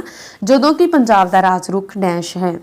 ਪੰਜਾਬ ਦਾ ਰਾਜ ਜਾਨਵਰ ਕਾਲਾ ਹਿਰਨ ਆ ਤੇ ਪੰਜਾਬ ਦਾ ਰਾਜ ਰੁੱਖ ਕਿਹੜਾ ਵਾ? ਸਿਸਮ, ਟਾਹਲੀ। ਆਪਸ਼ਨ ਬੀ ਇਸ ਦਾ ਰਾਈਟ ਆਨਸਰ ਹੈ। ਠੀਕ ਹੈ ਜੀ, ਟਾਹਲੀ। ਅਗਲਾ ਪ੍ਰਸ਼ਨ, ਸਤਲੁਜ ਅਤੇ ਬਿਆਸ ਦਾ ਸੰਗਮ ਕਿੱਥੇ ਹੁੰਦਾ ਹੈ? ਹਾਂਜੀ, ਜਿੱਥੇ ਸਤਲੁਜ ਅਤੇ ਬਿਆਸ ਦਾ ਸੰਗਮ ਹੁੰਦਾ ਹੈ, ਕਿੱਥੇ ਹੁੰਦਾ ਹੈ? ਹਰੀਕੇ ਪੱਤਣ ਹੁੰਦਾ ਹੈ। ਤੁਸੀਂ ਸੁਣਿਆ ਹੋਣਾ, ਹਰੀਕੇ ਇੱਕ ਵੈਟਲੈਂਡ ਵੀ ਆ ਜਿਹੜੀ ਕਿ ਬਹੁਤ ਇੰਪੋਰਟੈਂਟ ਆ। ਇਸ ਤੋਂ ਇਲਾਵਾ ਸਤਲੁਜ ਅਤੇ ਬਿਆਸ ਦਾ ਜਿਹੜਾ ਸੰਗਮ ਆ ਉਹ ਹਰੀਕੇ ਪੱਤਣ ਹੁੰਦਾ ਹੈ। ਤੁਸੀਂ ਯਾਦ ਰੱਖਣਾ, ਬਹੁਤ ਇੰਪੋਰਟੈਂਟ ਆ, ਐਗਜ਼ਾਮ ਦੇ ਵਿੱਚ ਆ ਵੀ ਚੁੱਕਿਆ। ਅਗਲਾ ਪ੍ਰਸ਼ਨ ਆ, ਕਿਹੜੇ ਦਰਿਆ ਨੂੰ ਪੰਜਾਬ ਦੀ ਰੀੜ੍ਹ ਦੀ ਹੱਡੀ ਕਿਹਾ ਜਾਂਦਾ ਹੈ? ਇਹ ਮੈਂ ਤੁਹਾਨੂੰ ਆਲਰੇਡੀ ਦੱਸ ਚੁੱਕੀ ਹਾਂ। ਉਮੀਦ ਕਰਦੀ ਹਾਂ ਕਿ ਇਸ ਦਾ ਆਨਸਰ ਹੁਣ ਤੁਸੀਂ ਆਪ ਦਿਓਗੇ ਕਮੈਂਟ ਬਾਕਸ ਦੇ ਵਿੱਚ।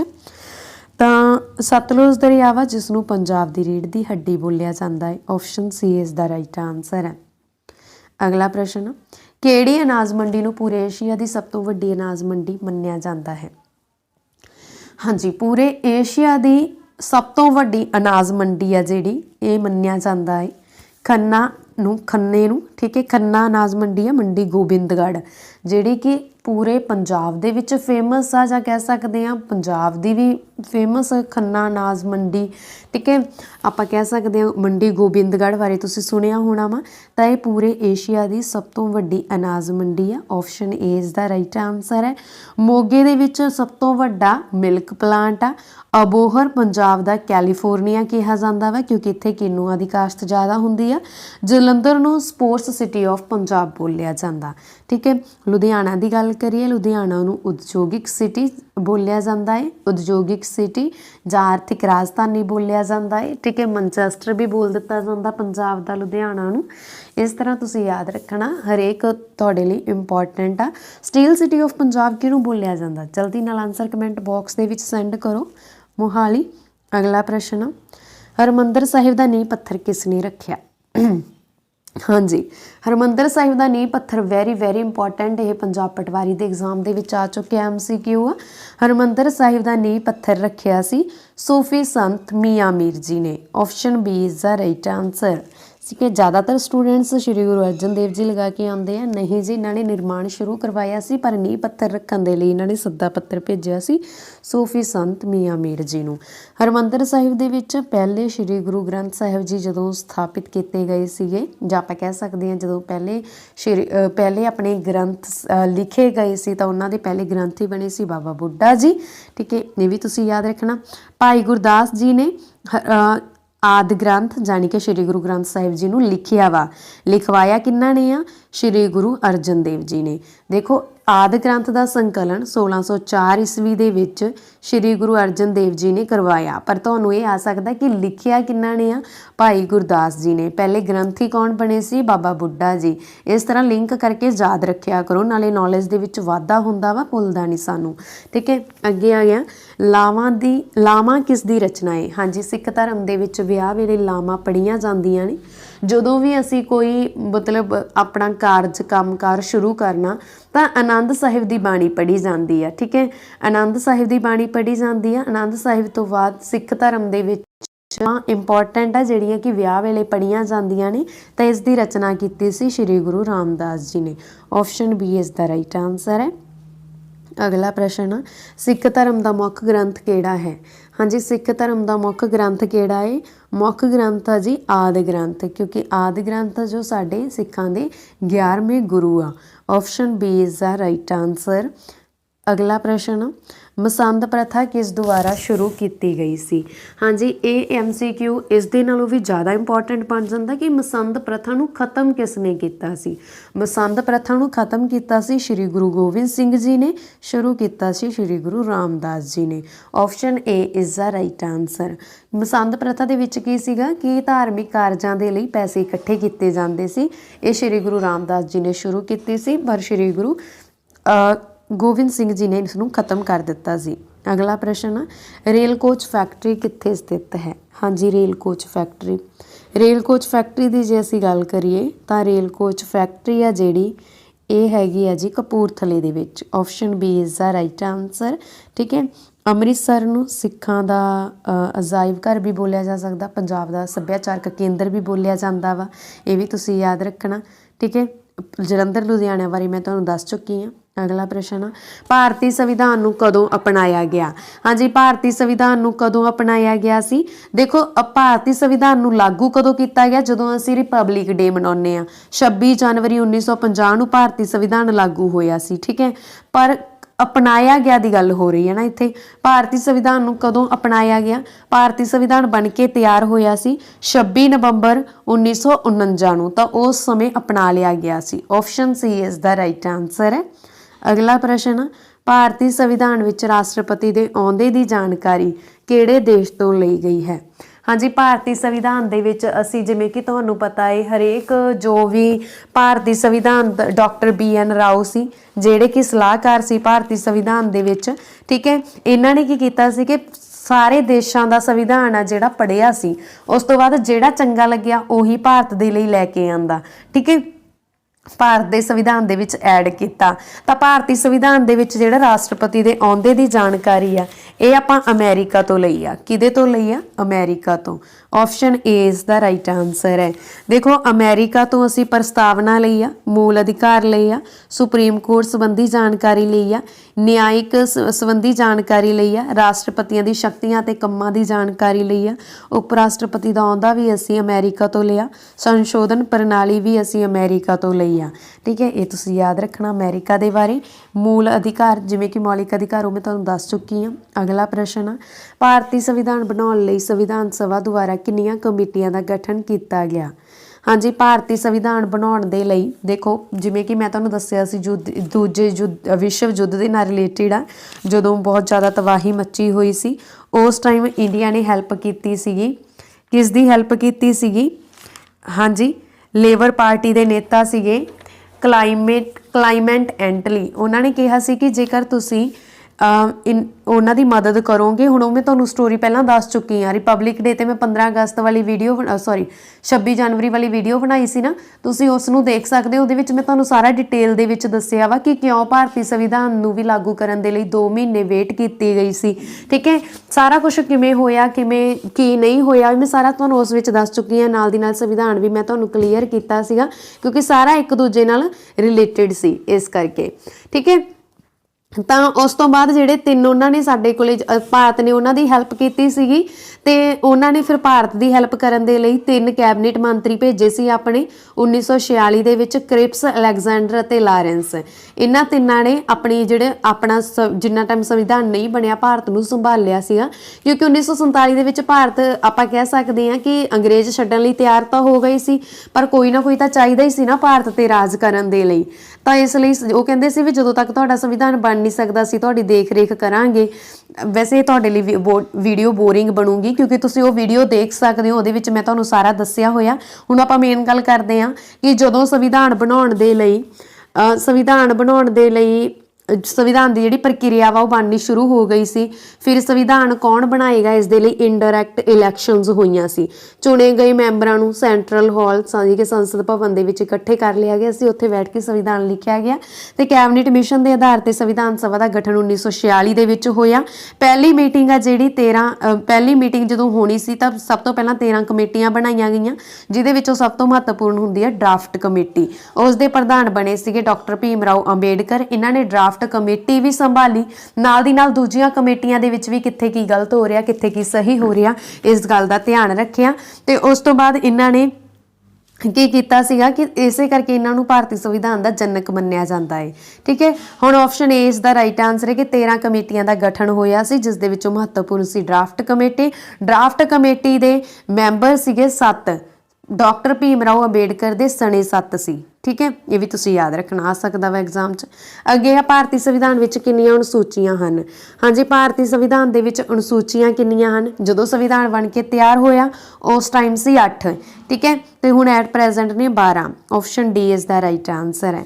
ਜਦੋਂ ਸੰਵਿਧਾਨ ਬਣ ਕੇ ਤਿਆਰ ਹੋਇਆ, ਭਾਰਤੀ ਸੰਵਿਧਾਨ ਦੇ ਵਿੱਚ ਜੇ ਅਸੀਂ ਗੱਲ ਕਰੀਏ ਤਾਂ ਭਾਰਤੀ ਸੰਵਿਧਾਨ ਦੇ ਵਿੱਚ 22 ਭਾਗ ਸੀ ਜਦੋਂ ਬਣ ਕੇ ਤਿਆਰ ਹੋਇਆ। ਐਟ ਪ੍ਰੈਜ਼ੈਂਟ ਕਿੰਨੇ ਨੇ 25, ਠੀਕ ਹੈ। 395 ਆਰਟੀਕਲ ਸੀ ਜਾਨੀ ਕਿ ਅਨੁਛੇਦ ਸੀ। ਐਟ ਪ੍ਰੈਜ਼ੈਂਟ ਨੇ 448 ਪਲੱਸ। ਅਨੁਸੂਚੀਆਂ ਸੀ 8, ਐਟ ਪ੍ਰੈਜ਼ੈਂਟ ਨੇ 12। ਇਸ ਗੱਲ ਦਾ ਧਿਆਨ ਰੱਖਿਓ। ਅਗਲਾ ਪ੍ਰਸ਼ਨ ਆ ਭਾਰਤੀ ਸੰਵਿਧਾਨ। ਹਾਂਜੀ, ਭਾਰਤੀ ਸੰਵਿਧਾਨ ਦੇ ਵਿੱਚ ਆ ਕਿਹੜਾ ਕਥਨ ਇਹਨਾਂ ਦੇ ਵਿੱਚ ਲਾਗੂ ਹੁੰਦਾ ਜਾਂ ਕਿਹੜੀ ਲਾਈਨ ਪੂਰੀ ਕਰਦੀ ਆ? ਭਾਰਤੀ ਸੰਵਿਧਾਨ ਦੇ ਵਿੱਚ ਇਕਹਿਰੀ ਨਾਗਰਿਕਤਾ ਹੈ। ਹਾਂਜੀ, ਬਿਲਕੁਲ ਰਾਈਟ ਆ। ਭਾਰਤੀ ਸੰਵਿਧਾਨ ਆ ਜਿਹੜਾ ਸਾਨੂੰ ਇਕਹਿਰੀ ਨਾਗਰਿਕਤਾ ਪ੍ਰਦਾਨ ਕਰਦਾ ਹੈ। ਆਪਸ਼ਨ ਇੱਥੇ ਏ ਰਾਈਟ ਬਣਦੀ ਹੈ, ਠੀਕ ਹੈ। ਭਾਰਤੀ ਸੰਵਿਧਾਨ। ਜੇਕਰ ਤੁਹਾਨੂੰ ਇੱਥੇ ਤੱਕ ਵੀਡੀਓ ਚੰਗੀ ਲੱਗੀ ਆ ਤਾਂ ਪਲੀਜ਼ ਵੀਡੀਓ ਨੂੰ ਲਾਈਕ ਅਤੇ ਸ਼ੇਅਰ ਜ਼ਰੂਰ ਕਰ ਦਿੱਤਾ ਜਾਵੇ। ਤਾਂ ਭਾਰਤੀ ਸੰਵਿਧਾਨ ਆ ਜਿਹੜਾ ਇਕਹਿਰੀ ਨਾਗਰਿਕਤਾ ਪ੍ਰਦਾਨ ਕਰਦਾ। ਇਕਹਿਰੀ ਨਾਗਰਿਕਤਾ ਅਸੀਂ ਬ੍ਰਿਟੇਨ ਤੋਂ ਲਈ ਆ। ਅਮਰੀਕਾ ਦੇ ਵਿੱਚ ਦੋਹਰੀ ਨਾਗਰਿਕਤਾ ਅਸੀਂ ਇਹ ਦੋਹਰੀ ਨਹੀਂ ਲਈ ਕਿਉਂਕਿ ਸਾਡੇ ਦੋਹਰੀ ਨਹੀਂ ਗੀ, ਸਾਡੇ ਕਿਹੜੀ ਆ ਇਕਹਿਰੀ, ਅਸੀਂ ਬ੍ਰਿਟੇਨ ਤੋਂ ਲਈ ਆ, ਠੀਕ ਹੈ। ਅਗਲਾ ਪ੍ਰਸ਼ਨ ਆ ਹੁਣ ਤੱਕ ਭਾਰਤੀ ਸੰਵਿਧਾਨ ਦੀ ਪ੍ਰਸਤਾਵਨਾ ਨੂੰ ਕਿੰਨੀ ਵਾਰ ਸੰਸ਼ੋਧਿਤ ਕੀਤਾ ਜਾ ਚੁੱਕਿਆ ਹੈ? ਹਾਂਜੀ, ਭਾਰਤੀ ਸੰਵਿਧਾਨ ਦੇ ਵਿੱਚ ਪ੍ਰਸਤਾਵਨਾ ਪੜ੍ਹਿਆ ਹੋਣਾ ਤੁਸੀਂ ਪ੍ਰਸਤਾਵਨਾ ਬਾਰੇ, ਠੀਕ ਹੈ। ਭਾਰਤੀ ਸੰਵਿਧਾਨ ਦੇ ਵਿੱਚ ਤਾਂ ਇਹੀ ਤੁਹਾਨੂੰ ਪੁੱਛਿਆ ਜਾ ਰਿਹਾ ਹੈ ਕਿ ਪ੍ਰਸਤਾਵਨਾ ਨੂੰ ਕਿੰਨੇ ਵਾਰ ਸੰਸ਼ੋਧਿਤ ਕੀਤਾ ਜਾ ਚੁੱਕਿਆ। ਪ੍ਰਸਤਾਵਨਾ ਅਸੀਂ ਅਮਰੀਕਾ ਤੋਂ ਲਈ ਆ। ਜਲਦੀ ਨਾਲ ਹੁਣ ਆਪਣਾ ਆਨਸਰ ਇਸ ਕੁਐਸਚਨ ਦਾ MCQ ਆ ਜੋ ਵੀ, ਤਾਂ ਇਹਦਾ ਆਨਸਰ ਕਮੈਂਟ ਬਾਕਸ ਦੇ ਵਿੱਚ ਸੈਂਡ ਕਰੋ। ਭਾਰਤੀ ਸੰਵਿਧਾਨ ਦੇ ਵਿੱਚ ਜਿਹੜੀ ਪ੍ਰਸਤਾਵਨਾ ਵਾ ਇਸ ਦੇ ਵਿੱਚ ਸਿਰਫ ਇੱਕ ਵਾਰ ਹੀ ਸ਼ੋਧ ਕੀਤੀ ਗਈ ਆ, ਉਹ ਵੀ 42ਵੇਂ ਸੰਸ਼ੋਧਨ ਐਕਟ ਦੁਆਰਾ, ਠੀਕ ਹੈ। ਹੁਣ ਤੁਸੀਂ ਇਹ ਯਾਦ ਰੱਖਣਾ, ਆਪਸ਼ਨ ਏ ਇਸ ਦਾ ਰਾਈਟ ਆਨਸਰ ਹੈ। ਅਗਲਾ ਪ੍ਰਸ਼ਨ ਆ ਭਾਰਤ ਵਿੱਚ ਵਿੱਤੀ ਆਪਾਤਕਾਲ ਕਿੰਨੇ ਵਾਰ ਲੱਗਿਆ? ਵਿੱਤੀ ਜਾਨੀ ਕਿ ਜਿਹਨੂੰ ਆਪਾਂ ਬੋਲ ਦਿੰਦੇ ਆ ਆਰਥਿਕ ਸੰਕਟ, ਠੀਕ ਹੈ। ਤੇ ਆਰਥਿਕ ਸੰਕਟ ਆ ਜਿਹੜਾ ਇਸ ਦੀ ਘੋਸ਼ਣਾ ਜ਼ਰੂਰ 3 ਵਾਰ ਹੋਈ ਆ ਪਰ ਲੱਗਿਆ ਕਦੇ ਵੀ ਨਹੀਂ, ਠੀਕ ਹੈ। ਇਹ ਜਿਹਾ ਮਤਲਬ ਕਿ ਸਮਾਂ ਨਾ ਹੀ ਕਦੇ ਭਾਰਤ ਤੇ ਆਵੇ ਰੱਬ ਕਰੇ ਤੇ ਨਾ ਹੀ ਕਦੇ ਅੱਗੇ ਲੱਗਿਆ ਵਾ, ਠੀਕ ਹੈ। ਵਿੱਤੀ ਆਪਾਤਕਾਲ ਜਿਵੇਂ ਹੁਣ ਸ੍ਰੀਲੰਕਾ ਦੇ ਵਿੱਚ ਲੱਗਿਆ ਸੀ ਨਾ, ਆਰਥਿਕ ਸੰਕਟ ਆਇਆ ਸੀ, ਮਤਲਬ ਉਹ ਵਿੱਤੀ ਆਪਾਤਕਾਲ ਸੀ। ਸ੍ਰੀਲੰਕਾ ਨੇ ਕੀ ਕੀਤਾ ਸੀ ਕਿ ਆਪਣੀ ਜਿਹੜੀ ਖੇਤੀਬਾੜੀ ਸੀ, ਸ੍ਰੀਲੰਕਾ ਖੇਤੀਬਾੜੀ ਅਤੇ ਪਟਸਨ ਦੇ ਉਤਪਾਦਨ ਦੇ ਵਿੱਚ ਮੋਹਰੀ ਸੀਗਾ, ਤੇ ਉਹਨੇ ਕੀ ਕੀਤਾ ਕਿ ਆਪਣੀ ਖੇਤੀਬਾੜੀ ਨੂੰ ਆਰਗੈਨਿਕ ਢੰਗ ਨਾਲ ਕਰਨਾ ਸ਼ੁਰੂ ਕੀਤਾ। 80% ਗਿਰਾਵਟ ਆ ਗਈ ਉੱਥੇ। ਤਾਂ ਇਹਦੇ ਨਾਲ ਕੀ ਹੋਇਆ ਕਿ ਉੱਥੇ ਆਰਥਿਕ ਸੰਕਟ ਆ ਗਿਆ, ਜਾਣੀ ਕਿ ਵਿੱਤੀ ਆਪਾਤਕਾਲ ਲੱਗ ਗਿਆ। ਤੇ ਆਪਣੇ ਕਦੇ ਵੀ ਨਹੀਂ ਇੰਡੀਆ ਦੇ ਵਿੱਚ ਲੱਗਿਆ, ਇਸ ਗੱਲ ਦਾ ਤੁਸੀਂ ਧਿਆਨ ਰੱਖਣਾ। ਇੱਕ ਹੁੰਦਾ ਆਪਾਤਕਾਲ, ਠੀਕ ਹੈ। ਇੱਕ ਕੀ ਹੁੰਦਾ ਆਪਾਤਕਾਲ ਤੇ ਇੱਕ ਹੁੰਦਾ ਵਿੱਤੀ ਆਪਾਤਕਾਲ। ਇਸ ਗੱਲ ਦਾ ਧਿਆਨ ਰੱਖਣਾ। ਆਪਾਤਕਾਲ ਤਾਂ ਸਾਡੇ ਲੱਗਿਆ ਵਾ, ਤੁਹਾਨੂੰ ਵੀ ਪਤਾ ਲੱਗਿਆ, ਠੀਕ ਹੈ। ਪਰ ਵਿੱਤੀ ਆਪਾਤਕਾਲ ਆ ਜਿਹੜਾ ਇਹ ਸਾਡੇ ਕਦੇ ਵੀ ਨਹੀਂ ਲੱਗਿਆ। ਤੇ ਆਪਾਤਕਾਲ ਸੰਬੰਧੀ ਜਾਣਕਾਰੀ ਅਸੀਂ ਕਿਹੜੇ ਦੇਸ਼ ਤੋਂ ਲਈ ਆ? ਵਿੱਤੀ ਆਪਾਤਕਾਲ ਦੀ ਗੱਲ ਕਰ ਲੈਂਦੇ ਆ ਪਹਿਲਾਂ, ਕਿਉਂਕਿ ਹੁਣ ਆਪਾਂ ਵਿੱਤੀ ਦੀ ਗੱਲ ਕੀਤੀ ਆ। ਵਿੱਤੀ ਆਪਾਤਕਾਲ ਸੰਬੰਧੀ ਜਾਣਕਾਰੀ ਅਸੀਂ ਜਰਮਨੀ ਤੋਂ ਲਈ ਆ, ਠੀਕ ਹੈ। ਇਸ ਗੱਲ ਦਾ ਤੁਸੀਂ ਹੁਣ ਧਿਆਨ ਰੱਖਿਓ। ਵਿੱਤੀ ਆਪਾਤਕਾਲ ਕਿਹਦੇ ਤੋਂ ਲਿਆ? ਜਰਮਨੀ ਤੋਂ। ਪਰ ਜੇ ਅਸੀਂ ਇਕੱਲੇ ਆਪਾਤਕਾਲ ਦੀ ਗੱਲ ਕਰੀਏ ਤਾਂ ਜਲਦੀ ਨਾਲ ਕਮੈਂਟ ਬਾਕਸ ਦੇ ਵਿੱਚ ਸੈਂਡ ਕਰੋ ਕਿ ਆਪਾਤਕਾਲ ਸੰਬੰਧੀ ਜਾਣਕਾਰੀ ਅਸੀਂ ਕਿਹੜੇ ਦੇਸ਼ ਤੋਂ ਲਈ ਆ? ਆਸਟ੍ਰੇਲੀਆ ਤੋਂ ਲਈ ਆ, ਠੀਕ ਹੈ। ਇਸ ਗੱਲ ਦਾ ਧਿਆਨ ਰੱਖਿਓ। ਹੁਣ ਸਾਡੇ ਜਿਹੜਾ ਵਿੱਤੀ ਆਪਾਤਕਾਲ ਉਹ ਕਦੇ ਵੀ ਨਹੀਂ ਲੱਗਿਆ। ਆਪਸ਼ਨ ਡੀ ਇਸ ਦਾ ਰਾਈਟ ਆਨਸਰ ਹੈ। ਅਗਲਾ ਪ੍ਰਸ਼ਨ ਹੇਠ ਲਿਖਿਆਂ ਵਿੱਚੋਂ ਭਾਰਤੀ ਸੰਵਿਧਾਨ ਦੇ ਕਿਹੜੇ ਅਨੁਛੇਦ ਭਾਰਤ ਦੀ ਨਾਗਰਿਕਤਾ ਨਾਲ ਸੰਬੰਧਿਤ ਹਨ? ਹਾਂਜੀ, ਭਾਰਤੀ ਸੰਵਿਧਾਨ ਦੇ ਕਿਹੜੇ ਅਨੁਛੇਦ ਆ ਜਿਹੜੇ ਭਾਰਤ ਦੀ ਨਾਗਰਿਕਤਾ ਨਾਲ ਸੰਬੰਧਿਤ ਆ? ਆਰਟੀਕਲ 5 ਤੋਂ 11 ਭਾਗ 2 ਦੇ ਵਿੱਚ ਸਾਨੂੰ ਨਾਗਰਿਕਤਾ ਮਿਲਦੀ ਹੈ ਨਾ। ਨਾਗਰਿਕਤਾ ਨਾਲ ਸੰਬੰਧਿਤ ਆ ਭਾਗ 2। ਕਿਹਦੇ ਨਾਲ ਸੰਬੰਧਿਤ ਆ? ਨਾਗਰਿਕਤਾ ਨਾਲ ਸੰਬੰਧਿਤ ਆ ਭਾਗ 2, ਠੀਕ ਹੈ। ਤੇ ਭਾਗ 2 ਦੇ ਵਿੱਚ ਕਿਹੜੇ ਆਰਟੀਕਲ ਆਉਂਦੇ ਆ? 5 ਤੋਂ 11। 5 ਤੋਂ 11 ਆਰਟੀਕਲ ਆਉਂਦੇ ਆ ਭਾਗ 2 ਦੇ ਵਿੱਚ। 5ਵਾਂ ਕੀ ਦੱਸਦਾ? ਭਾਰਤ ਦੀ ਨਾਗਰਿਕਤਾ ਸੰਬੰਧੀ ਜਾਣਕਾਰੀ ਮਿਲਦੀ ਹੈ ਆਰਟੀਕਲ 5 ਦੇ ਵਿੱਚ। ਤੇ ਆਰਟੀਕਲ 6 ਦੇ ਵਿੱਚ ਪਾਕਿਸਤਾਨ ਤੋਂ ਆਉਣ ਵਾਲਿਆਂ ਦੀ ਨਾਗਰਿਕਤਾ ਬਾਰੇ ਜਾਣਕਾਰੀ ਮਿਲਦੀ ਹੈ। ਆਰਟੀਕਲ 7 ਦੇ ਵਿੱਚ ਜਿਹੜੇ ਲੋਕ ਭਾਰਤ ਤੋਂ ਪਾਕਿਸਤਾਨ ਜਾਂਦੇ ਆ ਉਹਨਾਂ ਦੀ ਜਾਣਕਾਰੀ ਮਿਲਦੀ ਹੈ ਕਿ ਉਹਨਾਂ ਨੂੰ ਕਿਵੇਂ ਨਾਗਰਿਕਤਾ ਦੇਣੀ ਹੈ ਜਾਂ ਨਹੀਂ ਦੇਣੀ, ਠੀਕ ਹੈ। ਆਰਟੀਕਲ 8 ਦੇ ਵਿੱਚ ਭਾਰਤ ਵਿੱਚ ਜਨਮ ਹੋਇਆ ਹੋਵੇ ਪਰ ਰਹਿੰਦੇ ਵਿਦੇਸ਼ ਦੇ ਵਿੱਚ ਹੋਣ ਤਾਂ ਉਹਨਾਂ ਦੀ ਨਾਗਰਿਕਤਾ ਬਾਰੇ ਜਾਣਕਾਰੀ ਮਿਲਦੀ ਹੈ। ਆਰਟੀਕਲ 9 ਦੇ ਵਿੱਚ ਵਿਦੇਸ਼ੀ ਰਾਜ ਦੀ ਨਾਗਰਿਕਤਾ ਲੈਣ ਤੇ ਕੋਈ ਬੰਦਾ ਹੁਣ ਭਾਰਤ ਦਾ ਨਾਗਰਿਕ ਹੈ ਜਾਂ ਨਹੀਂ ਹੈ, ਜਿਹਨੇ ਵਿਦੇਸ਼ ਦੀ ਨਾਗਰਿਕਤਾ ਲੈ ਲਈ ਆ ਤਾਂ ਉਹ ਭਾਰਤ ਦਾ ਨਾਗਰਿਕ ਹੋਵੇਗਾ ਜਾਂ ਨਹੀਂ ਹੋਵੇਗਾ, ਇਸ ਦੀ ਜਾਣਕਾਰੀ ਮਿਲਦੀ ਆ ਆਰਟੀਕਲ 9 ਦੇ ਵਿੱਚ।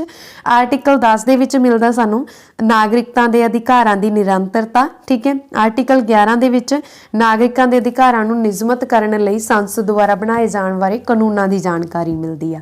ਇਹ ਹੁਣ ਤੁਸੀਂ ਯਾਦ ਰੱਖਣਾ, ਆਪਸ਼ਨ ਸੀ ਇਸ ਦਾ ਰਾਈਟ ਆਨਸਰ ਹੈ। ਅਗਲਾ ਪ੍ਰਸ਼ਨ, ਕੈਬਨਿਟ ਮਿਸ਼ਨ ਯੋਜਨਾ ਦੇ ਅਧੀਨ ਬਣਾਈ ਗਈ ਸੰਵਿਧਾਨ ਸਭਾ ਦੇ ਮੈਂਬਰਾਂ ਦੀ ਗਿਣਤੀ ਕਿੰਨੀ ਸੀ? ਹਾਂਜੀ, ਜਦੋਂ ਕੈਬਨਿਟ ਮਿਸ਼ਨ ਦੀ ਯੋਜਨਾ ਬਣਾਈ ਗਈ ਸੀ, ਠੀਕ ਹੈ, ਤਾਂ ਕੈਬਨਿਟ ਮਿਸ਼ਨ ਜਦੋਂ ਬਣਾਇਆ, ਕੈਬਨਿਟ ਮਿਸ਼ਨ 1946 ਦੇ ਵਿੱਚ ਭਾਰਤ ਆਇਆ ਸੀ, ਜਿਸ ਸਮੇਂ ਇੰਡਾਇਰੈਕਟ ਇਲੈਕਸ਼ਨਸ ਹੋਈਆਂ ਸੀਗੀਆਂ। ਜੋ ਮੈਂਬਰ ਚੁਣੇ ਗਏ ਸੀ ਉਹਨਾਂ ਦੀ ਗਿਣਤੀ ਸੀ 399। ਤੇ ਉਸ ਤੋਂ ਬਾਅਦ ਜਿਵੇਂ ਕਿ ਤੁਹਾਨੂੰ ਪਤਾ ਹੀ ਤਾਂ 1946 ਦੇ ਵਿੱਚ ਬਣੀ ਸੀ ਕੈਬਨਿਟ ਮਿਸ਼ਨ, ਠੀਕ ਹੈ। ਤਾਂ 399 ਮੈਂਬਰ ਸੀ, ਠੀਕ ਹੈ। ਪਰ ਉਸ ਤੋਂ ਬਾਅਦ ਬੰਗਲਾਦੇਸ਼ ਅਤੇ ਪਾਕਿਸਤਾਨ ਦੀ ਵੰਡ ਹੋਈ, ਜੋ ਉਹਨਾਂ ਦੇ ਮੈਂਬਰ ਸੀ ਉਧਰ ਹੀ ਚਲੇ ਗਏ। ਤਾਂ ਫਿਰ ਸਾਡੇ ਕੋਲੇ ਜਿਹੜੇ ਮੈਂਬਰ ਰਹਿ ਗਏ ਸੀ ਉਹ ਰਹੇ ਸੀ ਜੀ 299।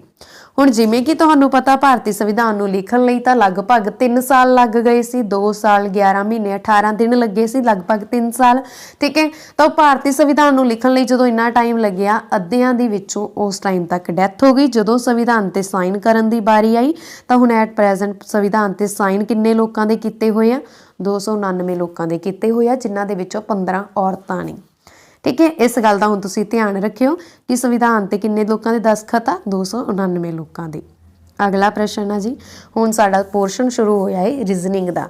ਦੇਖੋ ਤੁਹਾਨੂੰ ਸਭ ਤੋਂ ਪਹਿਲਾਂ ਤੁਹਾਡਾ ਜਿਹੜਾ ਇਹ ਹੈ ਨੰਬਰ ਸੀਰੀਜ਼ ਦੇ ਵਿੱਚੋਂ MCQ ਆ 5 10 13 26, ਠੀਕ ਹੈ। ਬਾਈ ਮਿਸਟੇਕ 26 2 ਵਾਰ ਹੋ ਗਿਆ, ਇੱਥੇ 29 ਆ। 5 ਤੋਂ ਬਾਅਦ 10, 5 ਦੂਣੀ 10, 13 ਦੂਣਾ 26, ਮਤਲਬ 2 ਨਾਲ ਗੁਣਾ ਹੋ ਰਹੀ ਆ। ਜਦੋਂ ਅਸੀਂ ਇਹਨੂੰ ਪੜ੍ਹ ਰਹੇ ਹਾਂ ਤਾਂ ਪਤਾ ਲੱਗ ਰਿਹਾ ਵਾ, ਠੀਕ ਹੈ। 5 ਦੂਣੀ 10, 13 ਦੂਣਾ 26, 29 ਦੂਣਾ 58। ਸੇਮ ਉਸੇ ਤਰ੍ਹਾਂ ਅਸੀਂ 61 ਨੂੰ 2 ਨਾਲ ਗੁਣਾ ਕਰ ਦੇਵਾਂਗੇ। 61 ਨੂੰ 2 ਨਾਲ ਗੁਣਾ ਕੀਤੇ 1 ਦੂਣੀ ਦੂਣੀ, 6 ਦੂਣੀ 12, ਤਾਂ ਆਨਸਰ ਆ ਗਿਆ 122। ਆਪਸ਼ਨ ਏ ਇੱਥੇ ਰਾਈਟ ਆਨਸਰ ਹੈ।